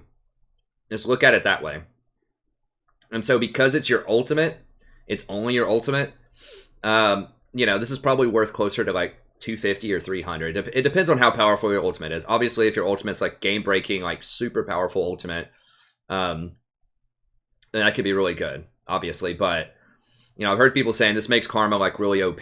Obviously, Karma's a good case for this because her ultimate, you know, the reduction on her ultimate also gets compounded by the fact that she gets to hit more spells and get even more ultimates. So it's okay on her. But on someone like Zyra, for example, you know, her ultimate is powerful, but it's going to take you even longer to stack it because I think it starts at like 140 or 150 second cooldown. And so, you know, it's going to be like 25 minutes before you get this stacked up. It's just not going to be worth it. Like, it's cute, but it just takes way too long to get going, has no early game benefit, only gives CDR on one ability. So I know this is cool, this is one that people really love, but most of the time on most champions, you want to take mana flow. So exceptions to this might be like Leona. She has a 1 minute cooldown, or 1.5 minute on her ult, so she can use it a lot. She doesn't have mana problems. So, you know, there might be some, you know, bully type of champions that could in theory want this, or like tank type of champions that could in theory kind of want this, but very few. I mean, like Alistar's ultimate's not like game breaking enough to really want this. It's very situational. It's very situational. So I know a lot of people are hype on this ability, but just at least in terms of like gold value versus something like Mana Flow Ban, Mana Flow is just going to be better. And remember, Mana Flow is relevant from like right immediately and scales later into the game. So you can actually do something with this, and a lot of something with this in the first 8 minutes, or this is going to do nothing for the first 8 minutes, and it's going to take forever to stack this up. Remember, that was best case use. That was assuming like immediately once your ult comes off cooldown, you use it. Like, boom. And it was assuming everybody had 120 second cooldown, which a lot of them are a lot higher than that. So, you know, like I said, realistically 25, maybe even 30 minutes before you get this fully stacked. Not worth it most of the time, although in some cases it will be pretty good. If your champion doesn't have mana problems, I guess you could get this. But I don't know. I think even if your champion doesn't have a lot of mana problems, this is still really, really good. Okay. Excellent. So Transcendence. This is one of the most overhyped, like underpowered runes out there. Because I was really hyped on this when it came out. I was like, oh yeah, sweet man, 10% CDR, that is awesome. Oh, and then it opens up all these builds where I can go like, you know, 60% CDR and convert the 20% CDR into extra AP. And then that's like a very favorable conversion ratio because you're trading out, you know, every 1% is a 26.6 value for CDR, and 2 ability power, you know, is worth like 43.5% AP. So it has this really cool conversion ratio. Now I can just go something like, you know, Mikhail's and Redemption, Ardent Censer, Ionian Boots, and then Athene's Unholy Grail, and just get this crazy like value. No, it's a fantasy. Like, you can do that, but it takes way, way too long to get off the wheels. So a major thing that changed in the preseason is that leveling is a lot slower on supports, like a lot slower on supports. And the reason for that is they took away the catch-up experience. I think I mentioned that earlier in the video. I can't remember. But that's something that I've really noticed. I'm like, oh my god, I am so underleveled. Like, it's not uncommon at all to see a mid laner or a top laner like 4 or 5 levels above you as support. Even in a game that you're winning. So it is rough. So you're not going to get to this 10% until like 20 minutes into the game. Like, for real. You won't hit level 10 until like 20 minutes in the game in most games because lanes break so fast. There's so much aggression, so many people dying that lanes break. And when lanes break, that means you can't just sit there anymore and get experience in lane. You have to rotate. You have to get deeper wards. You have to show up to hot situations. All of this means you're missing experience because you're not in lane. So you can't just sit there and just farm with somebody when all the lanes are broken. You have to be warding, rotating, trying to make plays, right? Or trying to secure objectives. You can't just sit there and chill. And so that makes this a lot less valuable. You know, if it was like, you know, the Ardent Sensor meta where it's like a 20-minute farm off and lanes aren't breaking until like 15.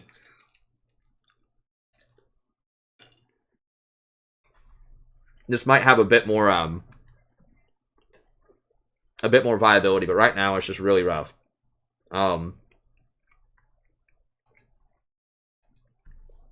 So the base stat alone is only worth 266 gold. That's already pretty weak. And you have to break the 40% cap in order to get it. So that means you're going to, most of the time, you're going to have at least 4 items. Most of the time you'll go mobility boots. But even if you go like Ionian into Ardent, into Athene's Unholy Grail, into Redemption, and then get this, it's still only 10% over for the overdrive bonus.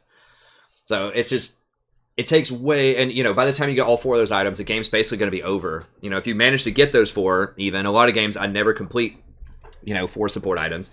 If you manage to get that at like 35 or 40 minutes, you know, a dinky little extra whatever, like 20 ability power is probably not going to matter at that point. So it's okay. It looks really good on paper. It just takes way too long to go. If this was like you get this at 10 minutes instead of level 10, then I would be much more interested in this. If it was 10 minutes, I would like it a lot. Because at 10 minutes, you're probably going to be like level 7 or something like that. So if it was 10 minutes, that would be cool. But right now, it just takes way too long. 20 minutes is just way too slow for that. Celerity, this is like really weak. You get 4% bonus move speed, which is like, it's okay. It's 160 gold value. If you have 100 extra bonus movement speed, so you have like, you know, tier 2 boots. If you have 100 extra movement speed, so if you're, you know, rocking like 430 move speed or something like that. Now, if you use boots of mobility, remember when you attack somebody, that move speed goes away. So you're going to get like 1 attack with the extra gold, and then it's going to go away. But yeah, if you just run like a Ninja Tabi or something like that, and then you get this 4% move speed. You know, if you get Ardent Sensor, you're going to get an extra 8% move speed. But if you're floating around like 430 move speed, this is going to have 334 gold value. Which is pretty good. That's pretty good. But once again, you know, it's going to take a while to get that. You're going to have to get your tier 2 boots. You're going to have to work towards Ardent Sensor. And it's not going to help you out in lane. So, it's okay. On champions that really want to rotate hard, like Alistar, maybe Alistar or Blitz would be great for this. Potentially because, you know, Blitz is going to get the bonus damage on his Q. The bonus AP is going to apply to his Q before he gets knocked off your mobility boots. So you're going to have a pretty decently hard-hitting Q. I just think it's not worth it. Like, it is cute on some champions, but I just feel like it's not worth it most of the time. Absolute Focus is going to be a lot better. That's a really good bargain, because this doesn't do anything early game hard. You get 4% move speed, whatever. You get like 4% move speed, 1 AP. It's not going to matter that much. Absolute Focus, though, if you're above 70%, which you should be most of the time, especially when a fight starts, it gives you 105 gold value at level 1, which is great. And then if you get to level 10, it's a 520 gold value. So it's good pressure, good power early on, and scales really well into the late game. So that's where you want to be. It's a great value. So I would take Absolute most of the time. Maybe if you're on a roaming support, Celerity would be okay. And then Transcendence is like extremely rare that you would get this. It's just going to take too long for it to come online. I mean, someone like the best case scenario would be an AP support that is super hungry for CDR that just can't itemize for it very well. So like Fiddlesticks might like this because he really, really, really wants CDR for his fear and his ult, but he can't itemize into it very well. He can get like Ionian boots, And then he's going to have to go Zonia's Hourglass. And that's probably all he's going to be able to... and then the Eye of the Watchers, that'll give him 30%. And that's always going to be able to complete by 10. And then this would give him the last 10% to get to 40%. So like Fiddle would like Transcendence. So there are a couple of cases, but most people would be much better off getting Absolute Focus. Okay, so get Power really quickly. Oh, I forgot to color code those. Do that real quick. Oops. So Scorch is the #1 option here that you're going to want to take.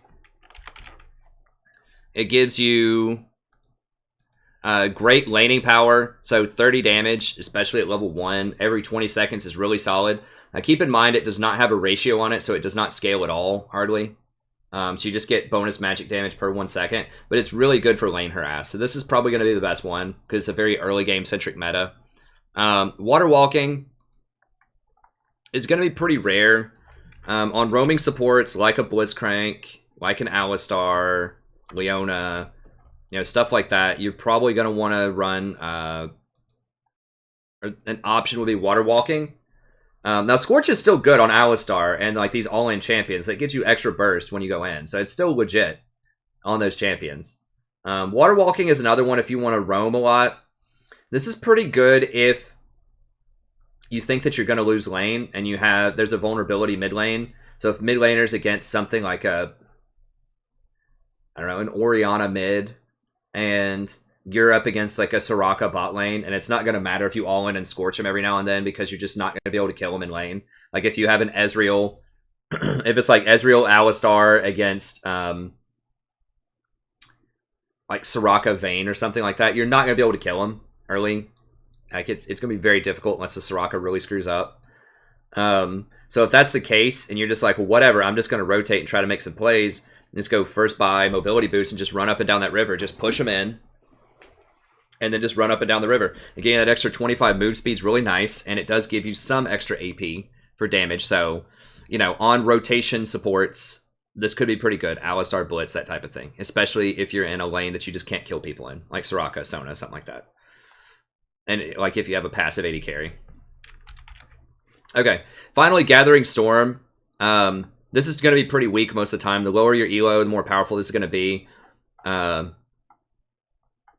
And the reason for that, okay, bump this up a little bit just so I have all this on one place. No, it looks a little weird, but it's better than just like one hanging line right here.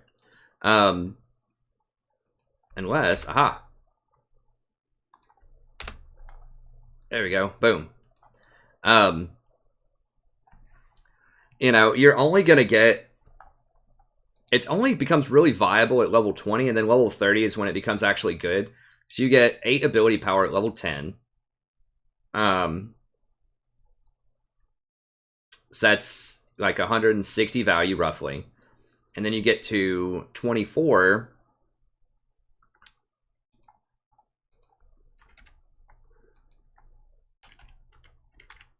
Which is like 522 value at level 20. So that's getting pretty good. At level 20, that's getting pretty good. And then obviously, level 30 is really good.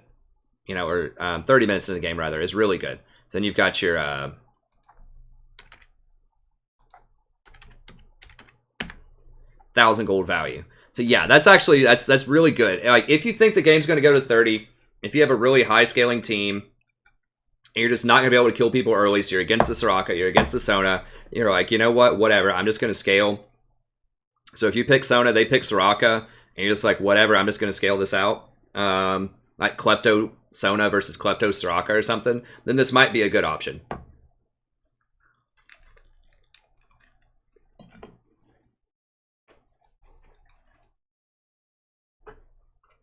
So it's okay. And I say lower elo is better because people don't close out games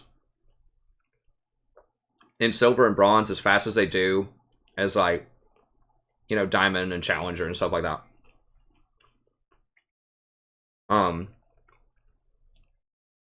So you're going to get punished in higher elo for not taking Scorch as early, but in lower elo, they're not going to properly like leverage their power windows, or they're not going to recognize that they have Scorch advantage over you in terms of Gathering Storm. They're not going to look you up on op.gg to see what you have. So, Gathering Storm, situationally good. 20 minutes, worth it. 30 minutes, really good. So it just depends on how long you think the game's going to go. And you've got to assess and read that yourself. Now, that's not as good in this current meta because it's a very fast-paced meta, but if it slows down, if they nerf lethality, or like, let's say they nerf lethal tempo and they nerf airy, which will probably happen, and they slow it down a little bit, then this will get a lot better. But for right now, it's a little bit slow, I think, most of the time. But it's powerful, but slow. Okay, so get the Resolve Keystone. Now, or the Resolve Tree. How are we looking on time? Shit, it's going to be like 3 hours. I mean, it's just, everyone who's done a Rune video that's like legit actually talking about the runes is over 2 hours. I mean, you can't really do it justice. If you're talking about how it fits with champions, how it fits in the meta, it just can't happen. You got to just take a long time on this. I mean, like, there's 60 variables. Like, there's 60 runes, in addition to 140 champions, in addition to all those champions like with each other and all the different interactions with the runes. There's millions of permutations of different possibilities. So, you know, sorry, I know it's taken a long time, but that's just how it has to be. Okay, Grasp. Now, I had talked a lot of trash about the Resolve Tree, and I still think some of that's true, but after running the numbers here, you know, Resolve is a little bit better than I thought it was initially, okay? After running some numbers, a little bit better. I still think it's fairly weak compared to the other trees. I think it's the second weakest tree. I think that the Inspiration Tree is the weakest. But it's okay. It's okay on some champions. Okay, so let's look. All right, Grasp. This is standard Grasp. I'm not going to spend a lot of time talking about this. I mean, any champion that can repeatedly, that has lifesteal in particular, and can repeatedly just beat on people top lane, melee champions, mostly thinking like Nasus here. GP doesn't have lifesteal, but, you know, he can walk up and trade with this in lane. Irelia. You know, they might get this. They might get this. I still think that a lot of those champions are going to want press the attack. But it's possible that someone like Nasus comes to mind. Maybe something like Alawi or Darius. There aren't many champions where this would come to mind, but there are some. It is a powerful effect. So your next attack against enemy champion will deal 4% of your max health as bonus damage to them. So if you have 1,000 health early, it's 40 extra damage. Restores 2% of your maximum health. So restore 20, and grants you 5 bonus health.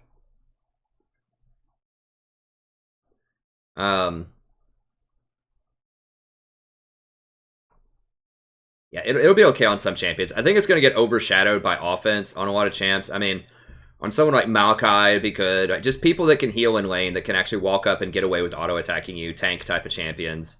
This could be pretty legit. It's very slow. It takes a long time to stack up. But, you know, so does Nasus, so it kind of fits his theme. It's okay. You don't want to use it on ranged champions. You wouldn't use it on a support. You have to stay in combat for extended trades to make this work. And all the benefits are cut in half if you're a support. So, not that good on supports. Okay on some top laners, but I think it'll become increasingly rare. I guess on someone like Nasus or Trendamere who wants Demolish, you could take Grasp. Although, you know, I still think you could take other stuff too. Like, you could take Sorcery, or you could take... Like, Nasus is good, but like on someone like Trendamere... You know, he could still take something like Electrocute and the lethality, like Sudden Impact, and then take this as your secondary tree and get Demolish. A lot of split pushers want Demolish, but you can get it as your secondary if you want to. We'll talk about that in a second, but it's okay. I don't think you'll see it a ton. It's all right. Yeah, it's average. Okay, Aftershock. This is the powerhouse pick. This is what everyone always talks about. This one is pretty overpowered. I wouldn't be surprised if they nerf this. So, it gives you, after you immobilize an enemy champion, does any kind of stun. It has to be like a stun, a snare. It can't be a slow. Like anything that stops them from moving in their place. You get 20 armor. Plus 30% of your total armor.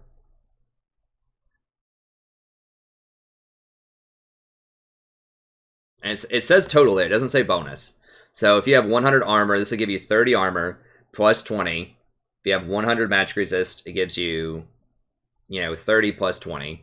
And that stat boost is huge. Now, it only lasts for 2.5 seconds, but that's massive. I mean, like, that's like 1,400 gold value on the armor. The magic resist is going to be a little bit less. I mean, the magic resist is probably like 1,200. So you're getting like 2,500, 2,600 gold value just off the resistances when you pop this, like in the mid game. So it's like a little mini Sejuani passive. Then after the duration, you release a shockwave that deals 40 to 140, plus 3.5% of your max health. So early game, if you have 1,000 health, that's going to be plus 35. So it's a 75 damage hit. It doesn't say the range on it. The 75 damage hit, and then in the the mid game at 2,000, at like level 9 or something, that'd be 70. It's like 177, something like that. Around 170 damage to everyone.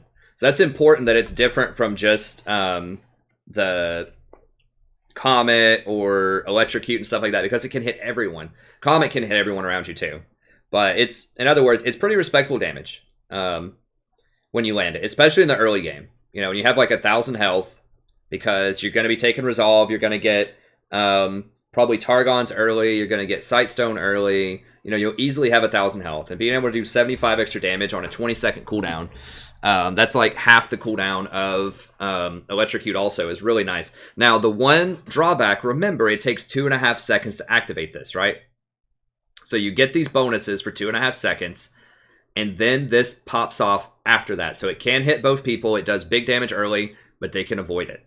Okay, so if you're against a Vayne, you're against a Lucian, Ezreal, Callista, a lot of these really popular champions now are going to have a lot of mobility, and they're going to be able to get away from you before that aftershock goes off. So it's, against those champions, it's unlikely you're going to get this off unless you go for the support. So if you hit the Sona, she's not getting away unless she flashes. She's taking that damage. But, against Ezreal or something like that, it can be a problem. So you just have to measure up, like, is that going to be worth it? Is that going to be better than Electrocute? Because Electrocute is pretty legit. Like, on someone like Sona or Leona, it does a lot of damage. And remember, that happens instantly. So when you go in with Alistar, and you can take more damaging abilities also when you go down the Domination tree. So, when you go in with Alistar, let's say that you go Domination plus Sorcery, and you get all of the on-hit stuff. You go in with Alistar, WQ combo auto.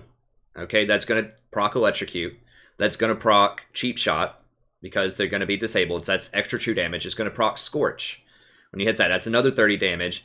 And it's going to proc... there was something else. Electrocute.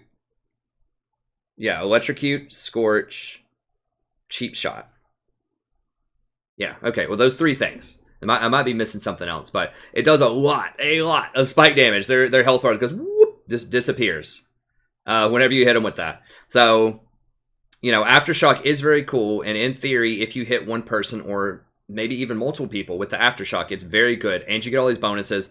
They're not going to do damage to you when you do this. And it's on a 20-second cooldown, so that is sweet.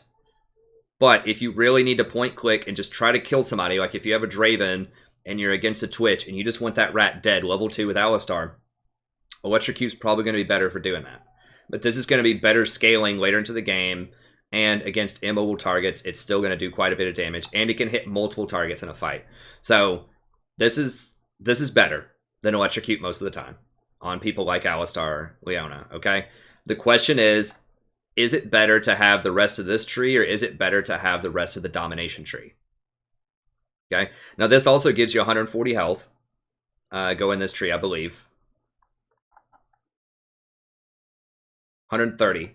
This also gets you 130 health, but you miss out on the AP. So the Domination tree would give you or the Sorcery tree would give you like 27, 25, something like that extra AP. Which once again translates into a lot more damage, because all of these abilities, well, not Scorch and Cheap Shot, but all of your normal abilities, your Q, your W, those all scale with AP if you're Alistar. I think Alistar is the best engaged tank this patch. Those all scale off of AP. electrocute scales off of AP. So getting the extra AP is pretty like a pretty legit boost to your damage early.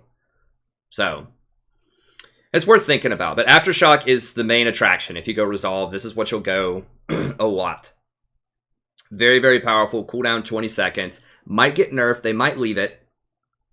But might get nerfed.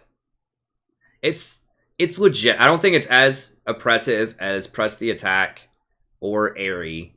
But it's certainly in questionable territory. It's really, really strong. Okay. Yeah, so is it worth it in other trees?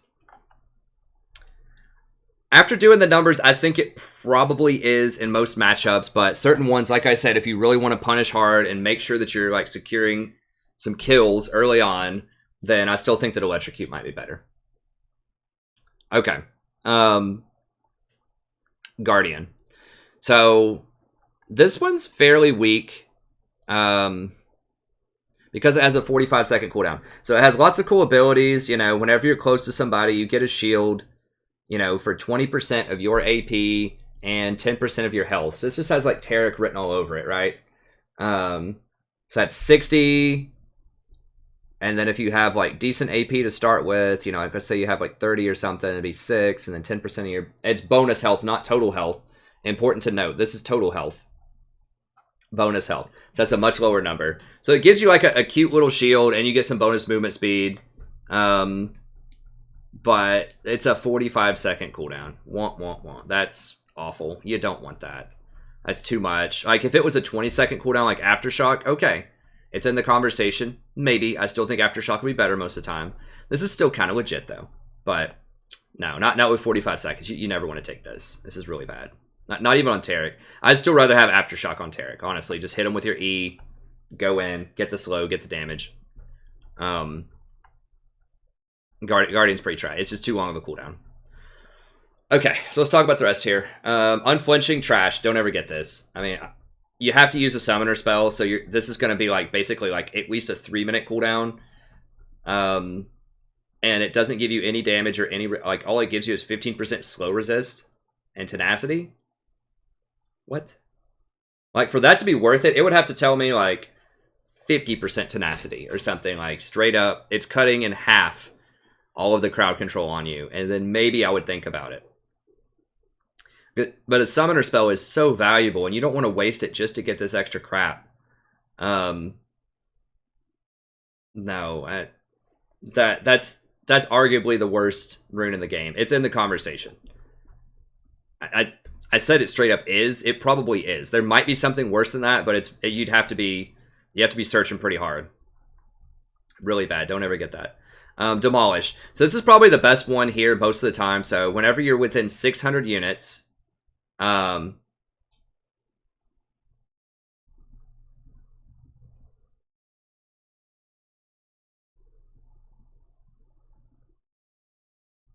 okay, so they fall off slowly if you move out of range. So you have to stand close to a structure, and you get 6 stacks after 4 seconds, which is awkward. Why not just 4 stacks in 4 seconds? That would make a lot more sense. So it takes 4 seconds for you to stack it.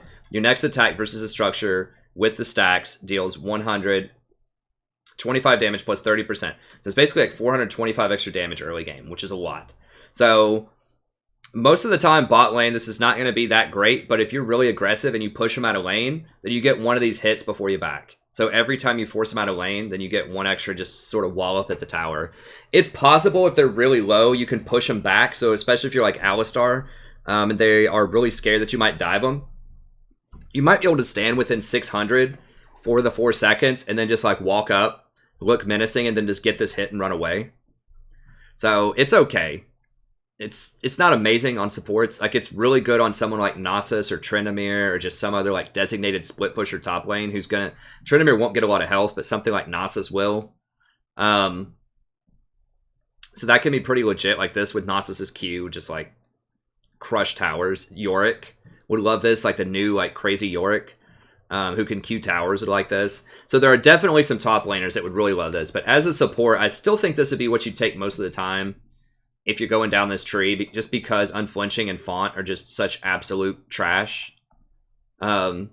And this is okay. You know, you're not going to be able to get to do it consistently on most tanks, but if you can force the enemy to back, if you have a lot of lane pressure, then you can actually use this, you know, maybe once every 3 or 4 minutes or something. So it's okay. Not amazing. Okay, this is the worst. This is the worst setup of runes.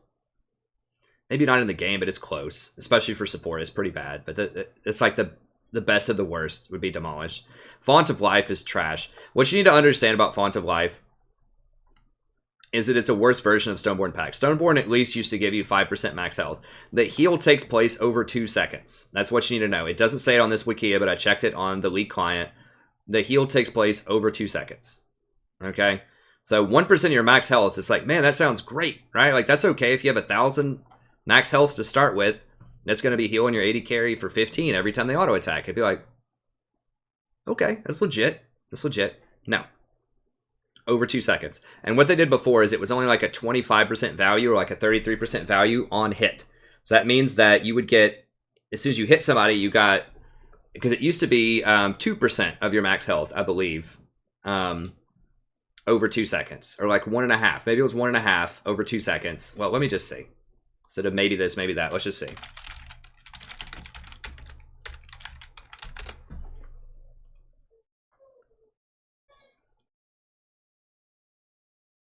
Okay, it says it here. So it's only 40% of it is on hit, and then 60% is over the duration. It was for 1% of your max health. So only 40% is on hit. So all you really get then is, so instead of healing, if you have 1,000 health, the 1% would go down to 4 instead of 10. So you'd get 4 healing plus 5. So it's 9 on hit healing early in the game, which is okay, but that's not good enough, you know.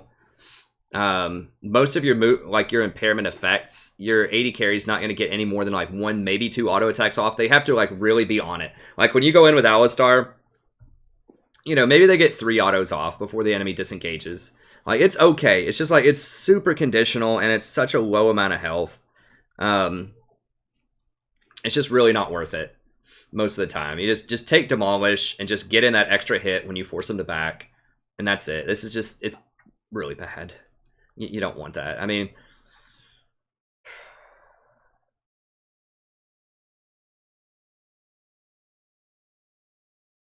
it's just bad. Yeah, don't.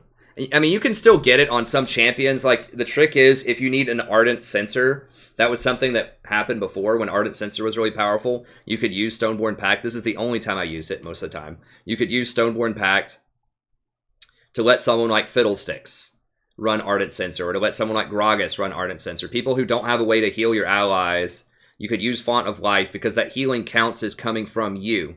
So that triggers Ardent Censor. But Ardent Censor's been nerfed a lot since then, and you're trading off a lot of other things to get it. So you're trading off Demolish directly, but if you're going down this tree, you're trading off other good stuff in Domination and Sorcery. So I think that it's just not going to be worth it most of the time. It's okay, but it's overshadowed by other things. Okay, Iron Skin, pretty straightforward. It's basically 5 armor. If you have 100 armor, gives you, or 5% of 50 armor gives you 2.5, which is roughly 3. So if early game you have about 50 armor, it's going to give you, level 1, about 160 gold value of armor. Pretty legit. Most of the stuff that we've seen doesn't give you 160 early. It has no scaling on it, though, hardly at all. It will eventually give you 5% of your total whenever you pop a consumable, but very, very low scaling. So good value early, but very low scaling. Like, it would help you with tower dives. It'll help you with dragons because it's armor. So armor is more valuable than magic resist most of the time. So that's pretty legit. You have the 8 MR as well. Same formula. Just applies to magic resist instead. Magic resist is only worth 18 gold instead of 20. So slightly less gold value. Although you might see this a little bit more because, if you're facing like a Zyra or a Sona, that magic resist is actually pretty helpful. That's okay. Conditioning. This is the one that's actually pretty good value. You get 13 magic resist, 13 armor if you have 100 late game, which is not that hard to get to, or like mid to late game. You get 5% of each. And then 8/8 bonus. So that's pretty good. I mean, that ends up being like a 500 gold value on a minor rune. It's pretty legit. It's pretty legit. So if you can hang on for conditioning, it's good. If you have to get one of these early, it's okay. That can help you out, especially Mirror Shell against Zyra and Sona, who are both super strong and powerful early on, or Lulu, something like that. So that's pretty legit. Then you can combine Mirror Shield with Vitality Second Wind, which let's go ahead and just talk about Second Wind. So I think Second Wind is pretty good on tanks. I had to do the math on this to see its value. I thought it was trash at first, but the value is actually not that bad against steady harass lanes like Sona, Soraka, Karma, Lulu, Zyra. It's 1 HP per second if you're missing 100 health, which is roughly equal to 180 gold value. If you're missing 200 HP, it's 252 gold value. If you're missing 300 HP, it's a 360 gold value over time. So just thinking about how that compares to like a rejuve bead. So that's actually a pretty good gold value for a minor rune, especially when you haven't taken that much damage. You know, the first 100 damage is 180 gold values. That's pretty sweet. Especially when you combine this with something like the healing of Targons, any sort of natural healing that you have, like Alistar's Roar, and if your AD carry runs Targons, which is not a bad idea in this meta, it's actually pretty good. All of that can be quite strong. So this does give you, this is part of a package, and Revitalize for the extra magic resist. This is part of a package of abilities that can help you sustain through really tough lanes early on. So I think that's pretty legit. They also just recently buffed. Don't forget that they did just recently buff Targons, so that now it heals for like 2% of your missing health in addition to its normal healing. So they knew that the harass supports would be pretty good right now, and so it gives you 2% of your missing health. So it's not a ton, but if you're missing 200, it gives you an extra 4 every time you proc it. So it's not like insane, but it's all right. So yeah, pretty decent rune. Overgrowth is trash. Don't ever get it. I did the math for the stacks here. So if you get 2 per wave, which is not even what's going to happen, but if you get 2 per wave, and you get 2 per minute, that's 0.4 per minute. At 32 minutes, you'd have 12% of your max health. But you're going to have to take off 1/3 because it's an average of 6 minions per wave. So that really takes it down to about 8% of your max health at 32 minutes. You have 3,000 health. That's going to give you about 240 extra HP, which is about a 638 gold value. So if you have like perfect farm, if you're just always there around minions, at 32 minutes, which is like super late game in this meta, you're going to get a 638 gold value. Come on, man. That's really weak. If it was something like 0.5% every 10 minions or something like that, then we might be talking. But, you know, 0.4 every 16 is just too much. It's too slow. Revitalize is actually very good on healers. So, Klepto healers in particular, because if you go Kleptomaniac, or whatever it is, Kleptomancy,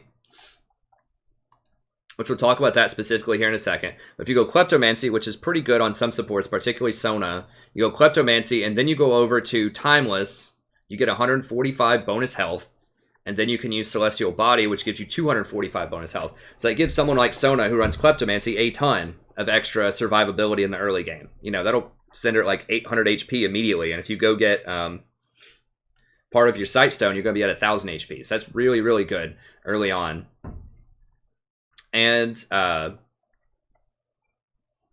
it gives you 5% extra healing and then up to 15% total healing. So that's really nice. I mean, obviously on any kind of healer, that's going to be good. So on Sona in particular, it's really strong. Soraka, that's really strong. This is actually a super good like build for Soraka too, if you go Klepto Revitalize, because all of the extra HP allows her to build Warmogs later, which is usually kind of a gimmicky item on her. But you could, in theory, go for something like this, would give you 245 extra HP. Then if you rush something like Ruby Sightstone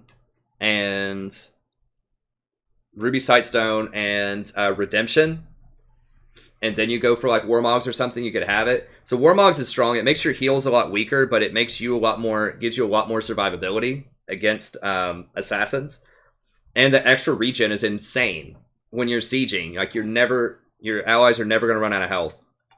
So, it's kind of a weird, gimmicky build with her. But it is possible, and part of it's because of this rune.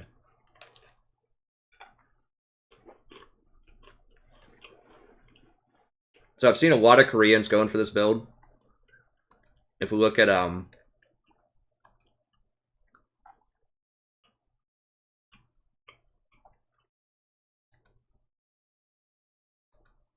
we just pull up Sona.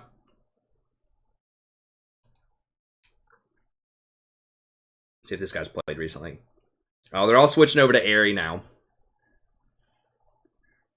The other day, I guess they were just trying out Kleptomancy for fun, but it looks like a lot of them are doing Airy.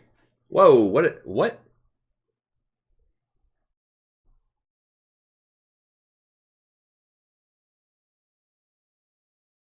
Is that mid lane?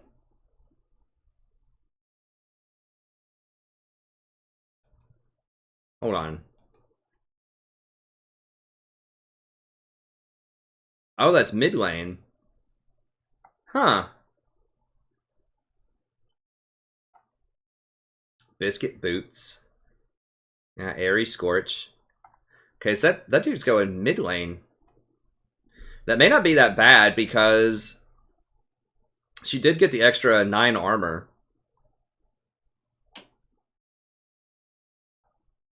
Now that's support.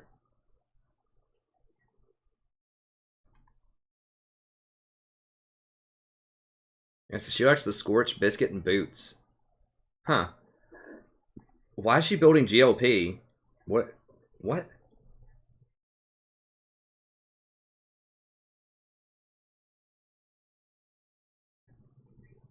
What's the synergy? What am I missing? Just extra damage? Extra slow for her ally to have cheap shot?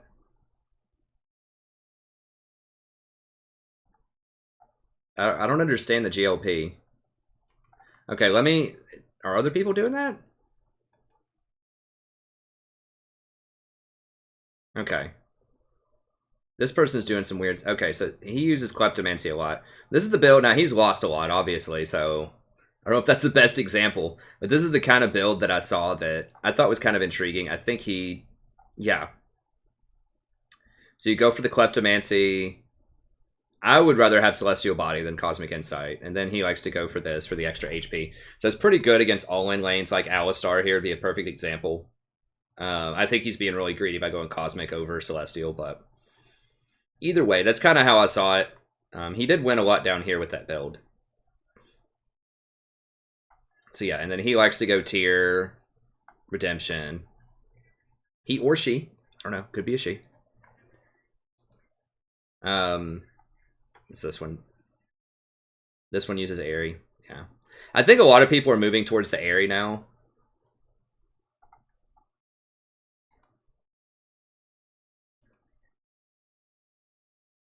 Yeah, it seems like a lot of them do Airy.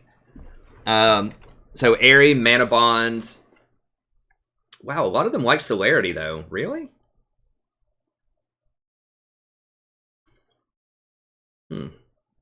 I would think Absolute would be way better. I don't know. Maybe they really like Celerity, but a lot of them seem to like this, and they like to go Cosmic plus Magical Footwear. And a lot of them go tier. I hate tier on Sona, but I understand why a lot of people get it. So yeah, it looks like the Aries probably the way to go. But I think that getting the extra HP is certainly like kind of worth. This guy hasn't played. It's kind of worth considering. Okay, he's running a lot of Recon. Yeah, and he hasn't played in a while. Okay, so it looks like Aries still just too overpowered. You need to run it, but it's certainly worth considering. You could run Revitalize. I had seen people doing this. Revitalize plus Celestial Body does help you out against things like Leona, Alistar early, so they don't all in you. Klepto is interesting, but it looks like Aries is kind of the way that a lot of the top-end people and most of the not top-end people are also going. That is interesting because I had been going into Domination as my second one, but they want the Boots plus Cosmic, which is pretty cool. I still think that ingenious build though that we were talking about earlier. I don't know. There's a lot of cool things, but that if you're gonna get revitalized, it would be on a healer, and it would be on someone who's probably going klepto for a tanky start. So most notably Sona or Soraka. Okay, let's talk about the final tree here, and we'll end this like 5-hour video. God, it's like 3 hours. We'll end this video. Okay, so Unsealed Spellbook. Now this is one that is the most difficult to evaluate in the whole game because there's so many options and it's so game changing. I think it's going to be a 3 out of 10 in normal elo, and I think an 8 out of 10 in like challenger and pro play, like really high end challenger and pro play.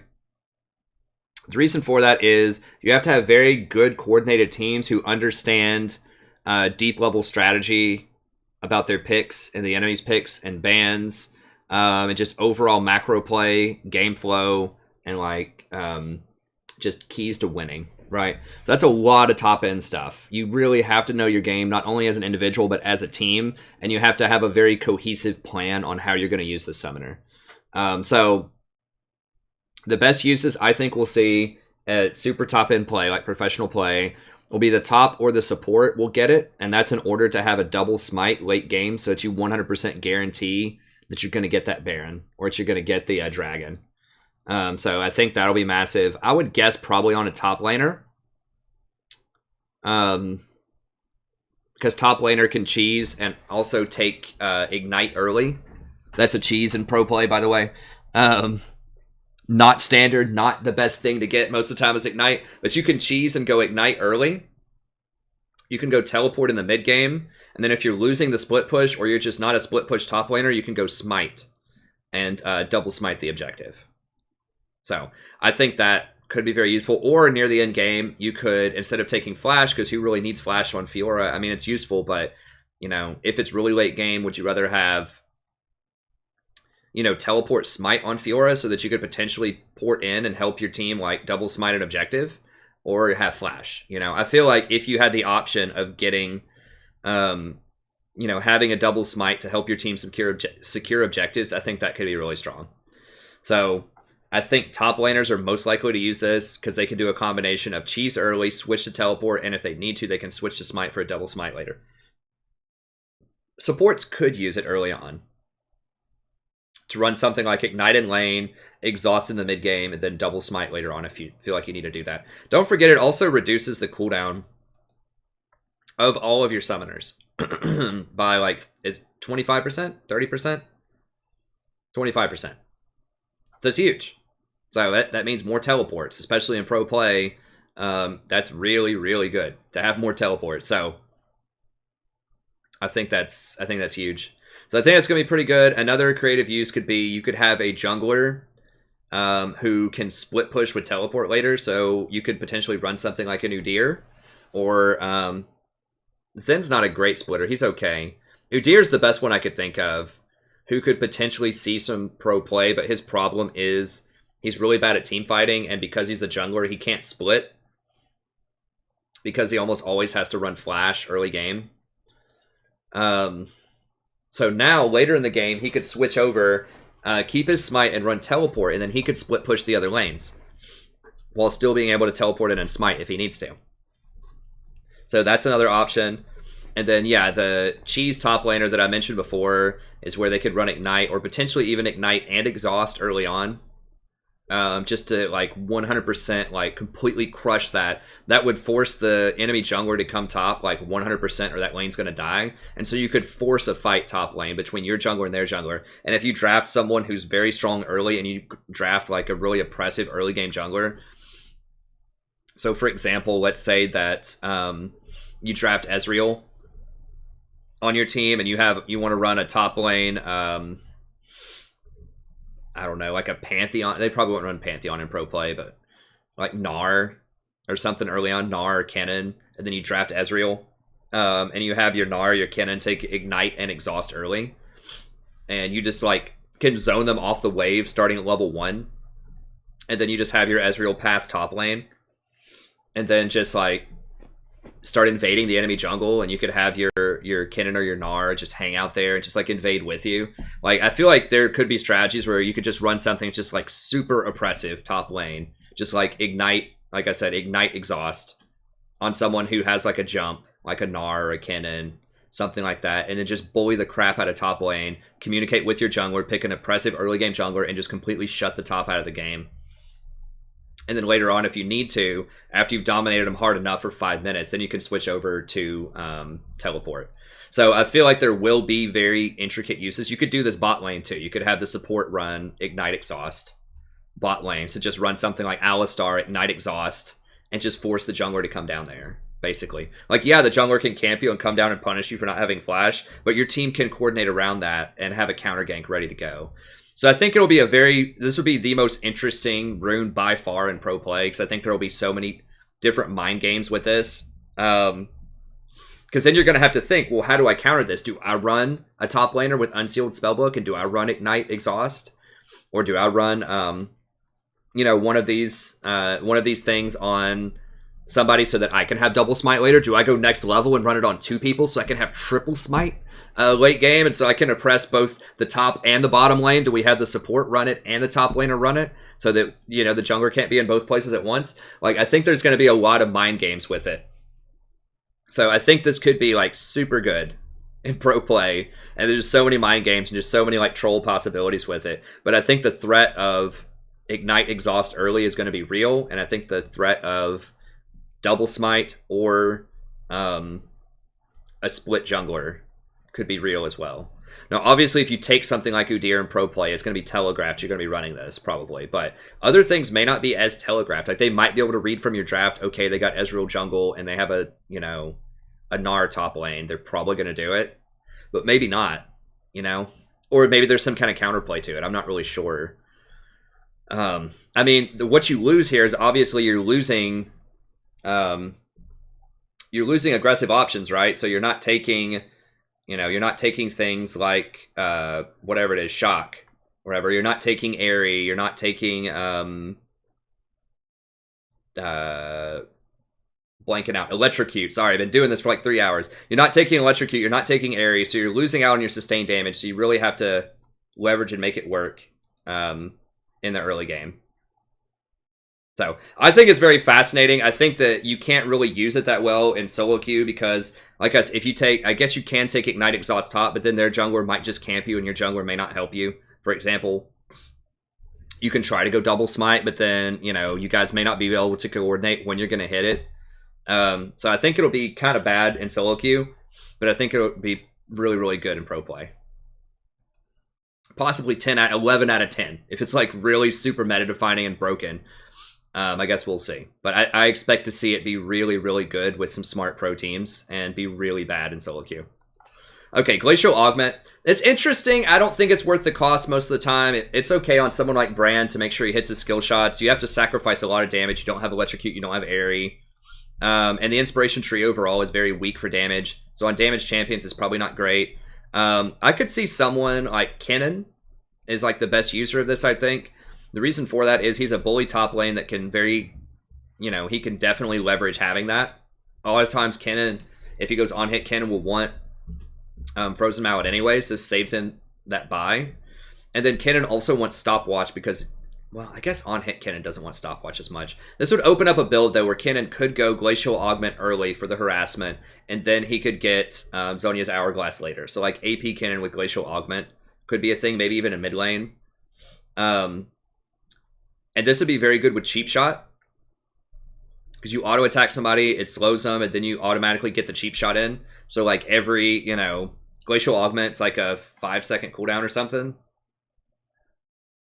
Yeah, like a 6-second cooldown. Cheap Shot's a 4-second cooldown. So, anyone that can land 2 auto-attacks, like a Kennen, against a melee champion early on is going to be able to trigger this, like, every 6 seconds for extra damage and True Shot or True Damage. You're going to have Scorch. Well, they can't have Cheap Shot and Scorch, so I guess they just go Cheap Shot. But either way, I don't think there are going to be a lot of uses for this. I had been really hype on this earlier on, but that's before I saw Kleptomancy in this tree, and before I saw how powerful some of the other runes were. So I think it's okay, but the best uses would probably be things that would want Frozen Mallet, so like Kennen, Gnar, or Brand. If you just want to hit that skill shot and you're like, you know what?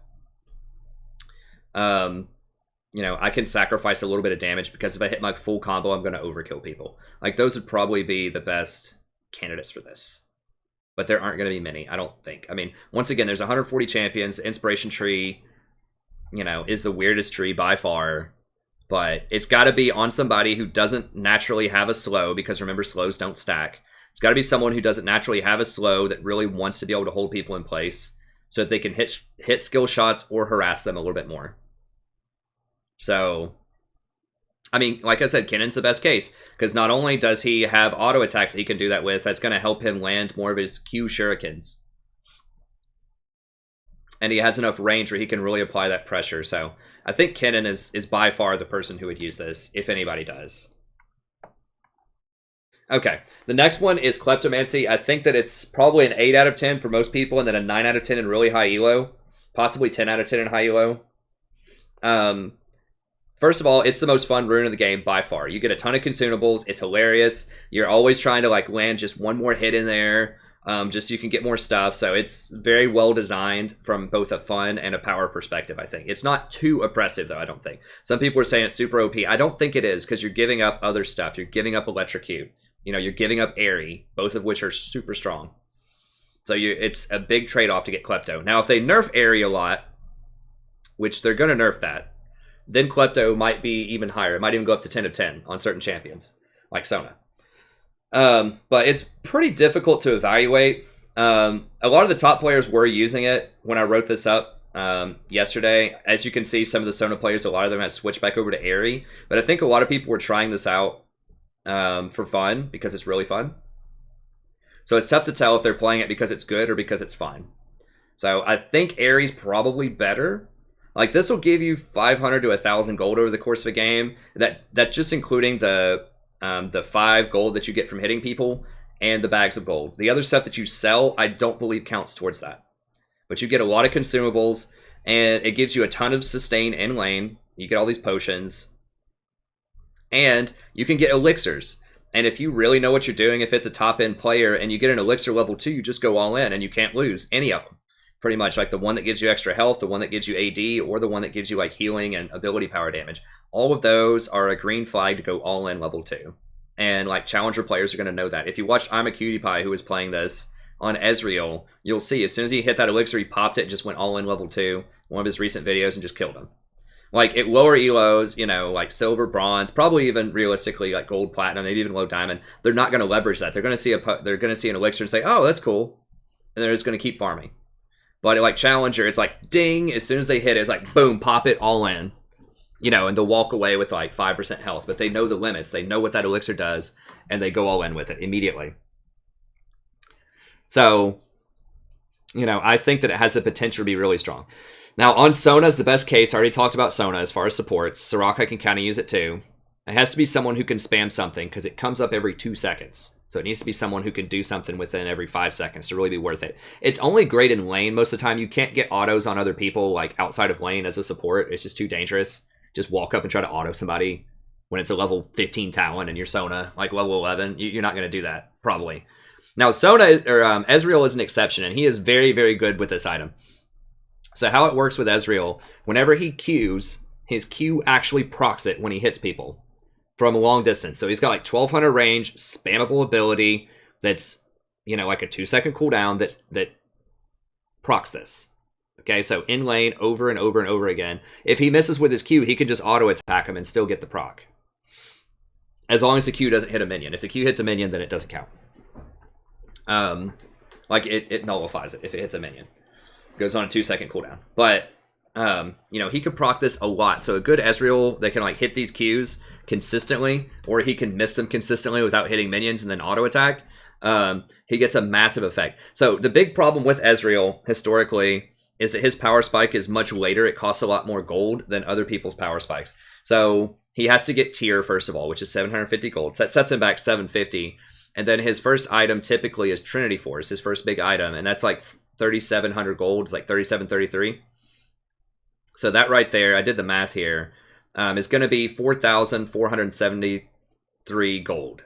Whereas most people have around a 3,400 gold power spike, whether that's Blade of the Rune King, Infinity Edge. Ginsu's is 3,600. So most people, you know, their big power spike, single item power spike is around those numbers. And they can bully him out. So once someone gets Infinity Edge and he's sitting there on tier and like, you know, Phage, or Phage and Sheen even, he's going to lose those fights most of the time. He doesn't really get his power until he completes the Trinity and gets at 200% on hit spike damage. So he's slower and he just gets bulldozed. That's why. And he doesn't scale as well in just like a straight up slugfest. You know, even at 3 items, if someone's just sitting there just auto-attacking like a Tristana or somebody else, they're going to do a lot more sustained damage than he does. Ezreal's power comes once he gets like 3 or 4 items, once he gets his completed Muramana and Trinity and Blade of the Ruined King. That's when his power really starts amping up, when those Qs start popping people for like a third of their health. Now he gets that much faster because he gets all of this bonus gold, but he gets even more. He'll get like 1,500 gold or something in a game, which is like 5 kills worth of gold, because it never ends, right? Like with support, at a certain point, once the lane breaks, you can't attack them anymore because it's too dangerous. With Ezreal, you can, because you have a 1,200 gold spammable ability, so you can just constantly chuck Qs at people, especially with tier. You never run out of mana. So you can just constantly chuck Qs at people and get this stuff. So you can sell all the items that you get for gold if you want to, or you have this infinite sustain in lane, basically. You're just constantly getting potions, constantly getting more mana potions. You can get skill points, bags of gold. You just rake it in with Ezreal.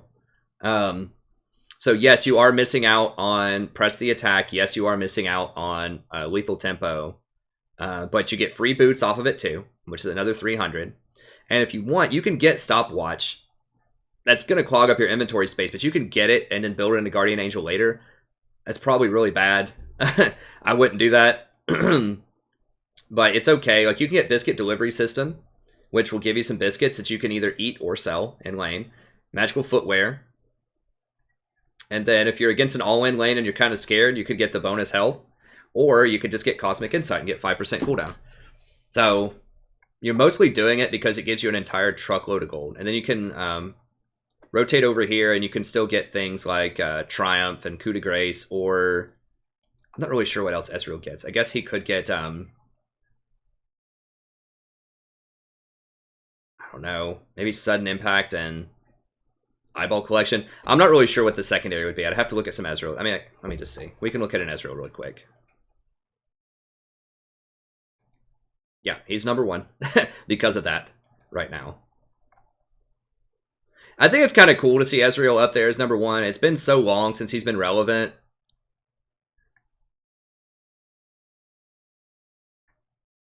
No, he's going press the attack. That's hacking. Don't do that, Ezreal.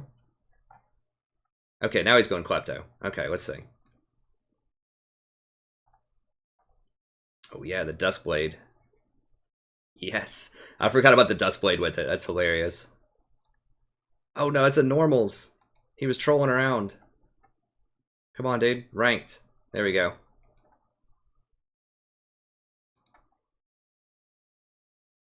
Yeah, Biscuit.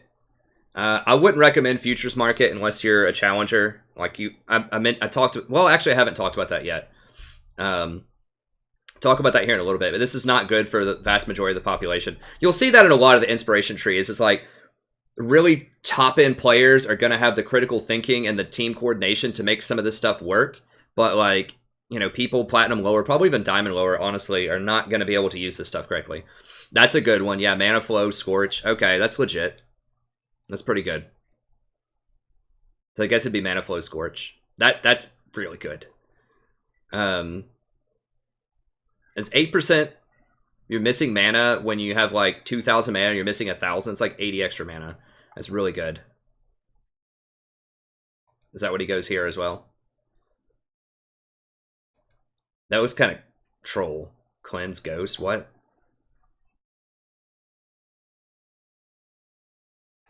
Anyways. So I think Klepto's really good. It's obviously very good on Ezreal. This looks like what a lot of people are building. It looks like almost everybody does Mana Flow. Some people do boots over futures. But yeah, this looks like the pretty standard build here. Futures would help you complete your Trinity a little faster, so I could see it. But yeah, Kleptomancy, super good on Ezreal. Pretty good on Sona. Okay on Soraka, GP, and Misfortune. That's how it goes. Okay, let's look at the contraption tree here. All right, so Flash Traption is awful. I played this. The range is really short on it. You can't do it in combat. I thought maybe with Fiddlesticks or like Annie or something, it could be good. The range is too short. You can't hold it for longer than 2.5 seconds, so you have to have like perfect timing. Like just start it. Okay, 2.5 seconds later, go immediately. If the enemy walks out of range or like whatever, then you're just kind of screwed. It doesn't work. So you got to make sure that it's going to work exactly at 2.5 seconds. So it's pretty bad. I mean, you could do it with like Kleptomancy Annie or something like that, but for the most part, it just takes way too much setup and the range is too short. It's not the range of a normal Flash, which is what I thought it was going to be. So that's really weak. I wouldn't get that most of the time. So look at another one here. Biscuit Delivery. This is the standard you'll see most people get with this. It's not like out of control, like super powerful, but it's okay. You get 4 total biscuits, and they're valued at like 30 gold each, so you can get like 120 gold off of it. But they give you 15% of your missing health and your missing mana, which is very good, sort of sustain in lane. So, you know, if you're missing like 200 health and 200 mana, that's 30 of each. That's pretty good value. It's like 100 gold value, so it's not the most amazing mastery in the world, but it is decent. Or a rune, rather, in the world. But it's decent. So, especially if you're going to go Kleptomancy, you can actually get biscuits. You can pilfer biscuits out of this. And it does give you an extra 60 health, or 60 mana, every time you use it. Or 40 extra mana every time you use it. So, it's always going to give you 160 mana. I think mana is valued at like 1.4 gold each. So, I don't know, like 200 gold value. And then if you get them off of Kleptomancy, then you get the 40 extra mana off of the Kleptomancy as well. So, especially on Ezreal, who's stacking tier, that's pretty good. I mean, it's not like overpowered or anything. It's like, it's okay. Perfect timing is pretty bad. Let me see.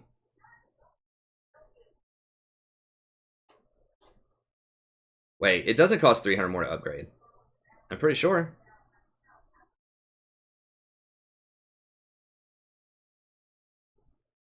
Receive a replica stopwatch at 6 minutes. A replica stopwatch identical to stopwatch.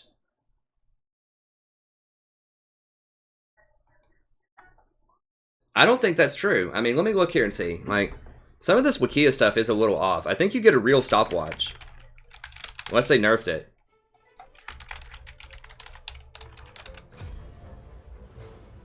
Yeah, I need to end this video too pretty soon. This is like the longest video ever.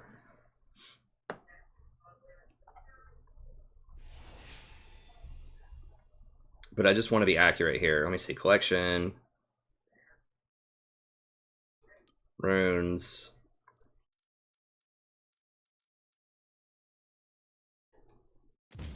Wait.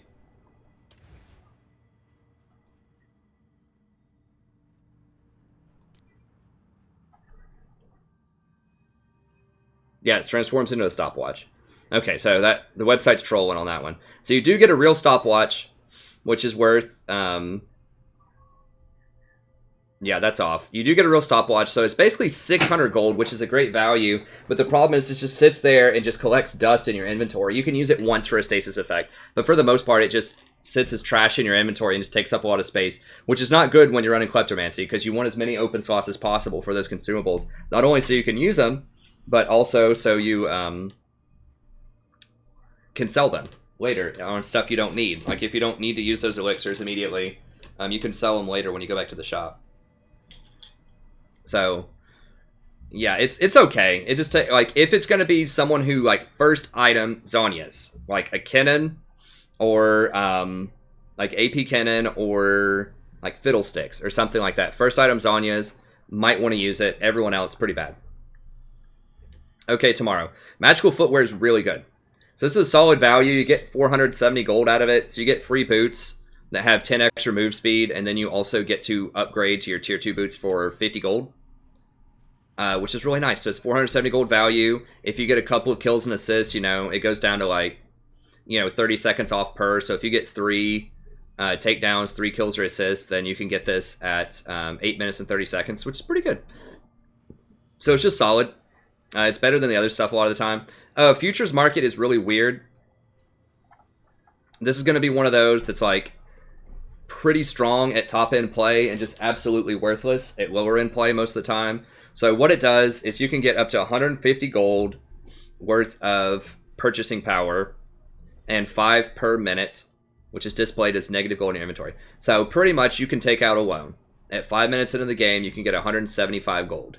Your first loan is free. You can't borrow until 2 minutes, so you can't start your opening buy with an additional 3 potions. Like you can't go like Door and Shield, 3 pot, 4 pot, something like that. That would actually be really strong all over the place. But this won't let you do that. Now keep in mind, you have to pay this back. You do not get 175 gold for free. You borrow it, and then when you come back to the shop, you cannot buy anything else back until you go, until you pay off the loan. So, you know, you'll see people probably use this once in the game, the free borrow. So you're not generating any net positive income off of this. In fact, it can be negative. It charges you 50 if you use it more than once. So you do get 1 free buy on it.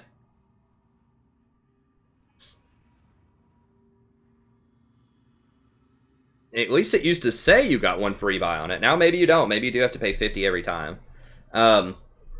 So you're not gaining any gold. The only reason you would use this then is because it can give you a power spike faster than your opponent. But you have to really, really understand the game very well, and you have to play around it through proper lane management. So most players are not going to leverage that extra money. They're not going to back exactly when they can buy an item for 175 extra gold. So the time you would use this is if you can go back and complete your Infinity Edge before they complete theirs, and you get back to the lane and pressure them so they can't go back and get theirs. That's when you can do it. Or if you can go back and get your first BF sword before they can, and then you're going to force them to get a pickaxe or something like that instead of a BF sword. Like, that's where the power comes in. It's when you can go get a core item and force them, if they want to back at that time, to get a worse item. Or they stay, and then you come into the lane and pressure them out. So let's say you go back and get your BF sword because you have, you know, this at whatever, 6 minutes into the game. You can go back and get your BF sword. Now, let's assume your farm is even, and you push them in whenever you're going to do this. You use all your mana, you push the wave as fast as you can. Now, they have a choice. Either they go back and get like a pickaxe, or they stay, and most people will stay and greed for the BF sword, and then by that time, you come back into the lane. And so now you're up. You have a BF sword, and they have nothing. They just have their Doran's Blade. And so you keep pressuring them as hard as you possibly can. And they're going to keep missing CS, and eventually if they do back, you're going to chunk their tower. Or if you call the jungler in, you can probably take their tower whenever they back. So, you know, potentially, especially in Challenger or Pro Play, whenever you go back and do this, you could call this out to your jungler, see if they stay. If they stay, you can even call in like a tower dive early on. If you have like an Alistar or something who's about to hit level 6 and you get your BF sword, you know, as Caitlyn or something like that, you call in your jungler. They haven't backed yet because they wanted to greed for that BF sword. And then you just run in and take their tower. Or if they do back, if you don't tower dive them, if they read the play, if they say, oh crap, the jungler's coming, we're going to back way up, then you get the tower for free. So it just throws off a lot of the timing and allows you to back and get a significant advantage where they have the option to match you and get a less powerful item, or they have to stay in lane, and when you come back to lane, you're going to have a massive advantage. And then if they back, you're going to get a lot of damage on their tower, or potentially even take it if you have the right team comp, or if you get the jungler to come down. So you can leverage this to be extremely oppressive and powerful. Like Challenger, pro level play, very good. However, like Platinum or something, people aren't going to know that timing. They're not going to say, oh, I can go back and get my BF sword right now. They can't. They're only going to be able to get a pick. You know, maybe. That's a really simple one. So maybe you'd be able to do that.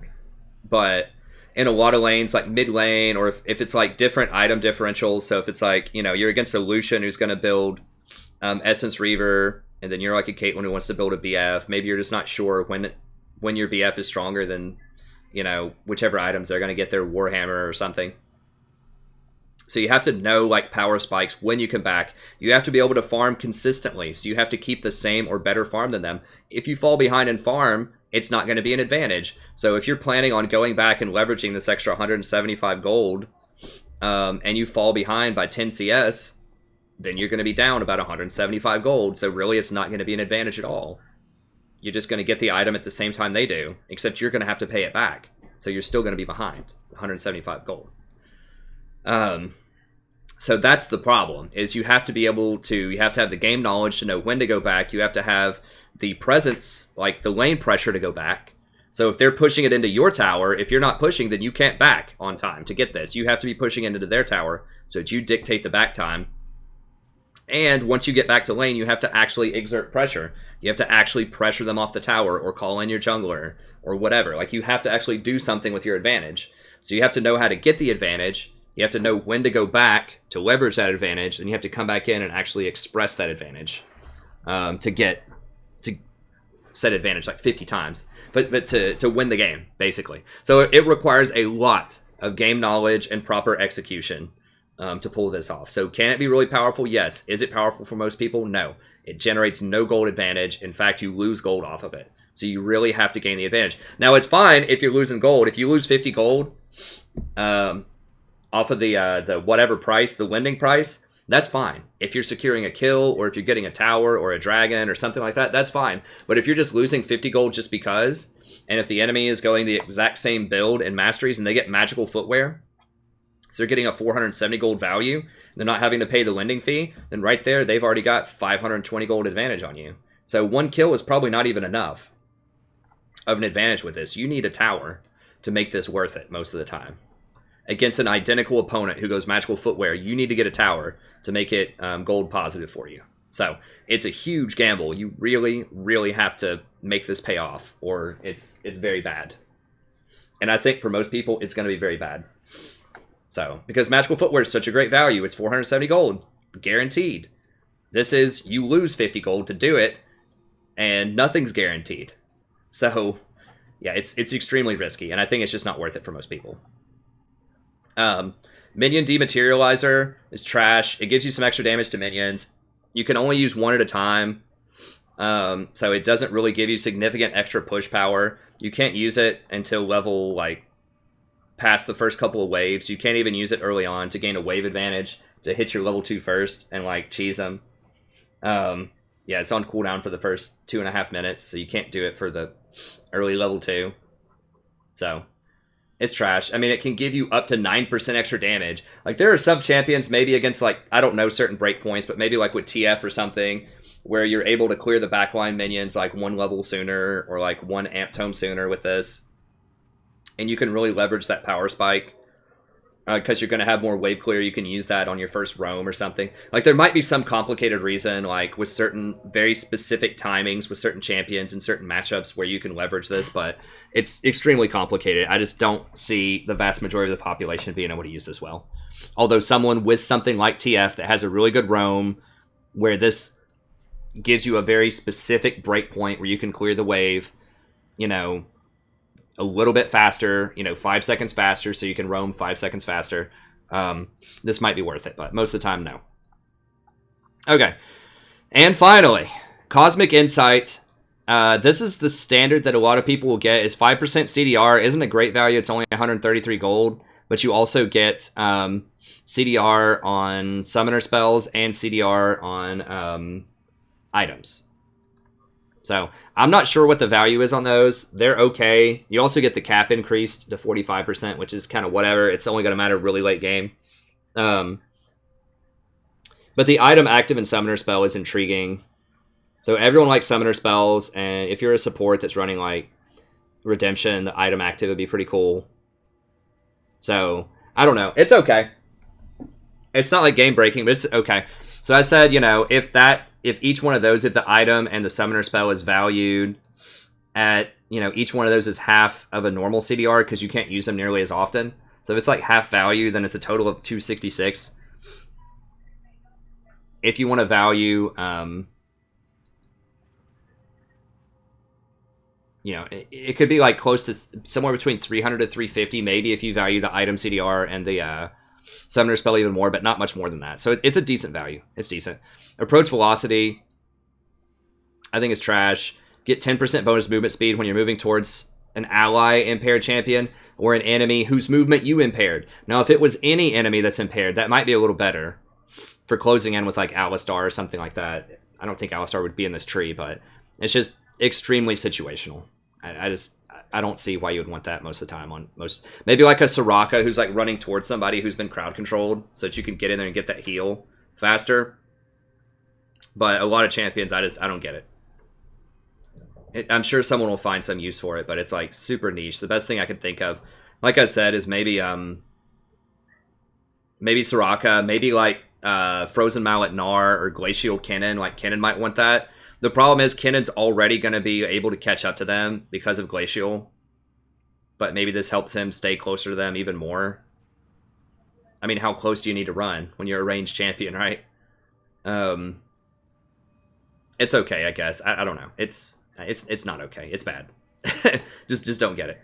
Okay, finally, Celestial Body. I like this one quite a bit. It gives you 266 gold value at level 1 in health, which is one of the best stats in the whole game, especially level 1.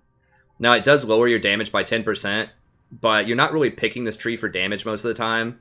Like, nothing gives you damage in this tree. So usually I would pick this with, like, Kleptomancy, Sona, or Soraka, and then go in. That's if you're scared you're going to get all in by, like, a Leona or a Zyra. Then you can go into the Resolve tree to get that 245 extra HP early on. So I think it's actually quite good against early aggression as a utility champion, because you know you're not picking like Soraka to like kill someone in lane. You're not picking Sona with Kleptomancy to kill somebody, right? Like you're just gonna You're just gonna poke them out and focus more on gaining an advantage through gold, which is probably why you're going in this tree in the first place. It's like the financial advantage tree, more so than any other. So yeah, I think that's the best use. A lot of other champs may not get this, the negative 10%, you know. The Cosmic Insight is a better bargain overall. You know, it gives you 266 total. I mean, this does give you 266. The thing is, this is all very, very important early game combat stat, 266. CDR is not going to matter early game. Item actives, obviously, are not going to matter early game. Flash and stuff, it's not going to matter as much early game. The 5% cooldown on it, it's okay. But yeah, this is good kind of later, once you get items and once your flashes become very important, depending on the champion. But this is much, much better starting at level 1. And I think that for champions who go into this tree, this is going to be better. Except for maybe like Ezreal. Ezreal would obviously like Cosmic better because he doesn't want to lower his damage. But Sona, Soraka, I think you want this. Anyways, okay, that's going to be it. Thank you very much. It's the longest video ever on the channel. That's just how it had to be, you know. I could have broken this up into like 4 different videos, like a different video for each tree. You know, I could have done like an entire video on, you know, Inspiration Tree and an entire other video on another one. But I wanted to put it all in one. Maybe I should have broken it up. It's like 17 pages of notes. But it is what it is. It's done. I'll have some great timestamps for you to help you navigate. So that's going to be it. Thank you very much. Have a good day, and I'll see you next time.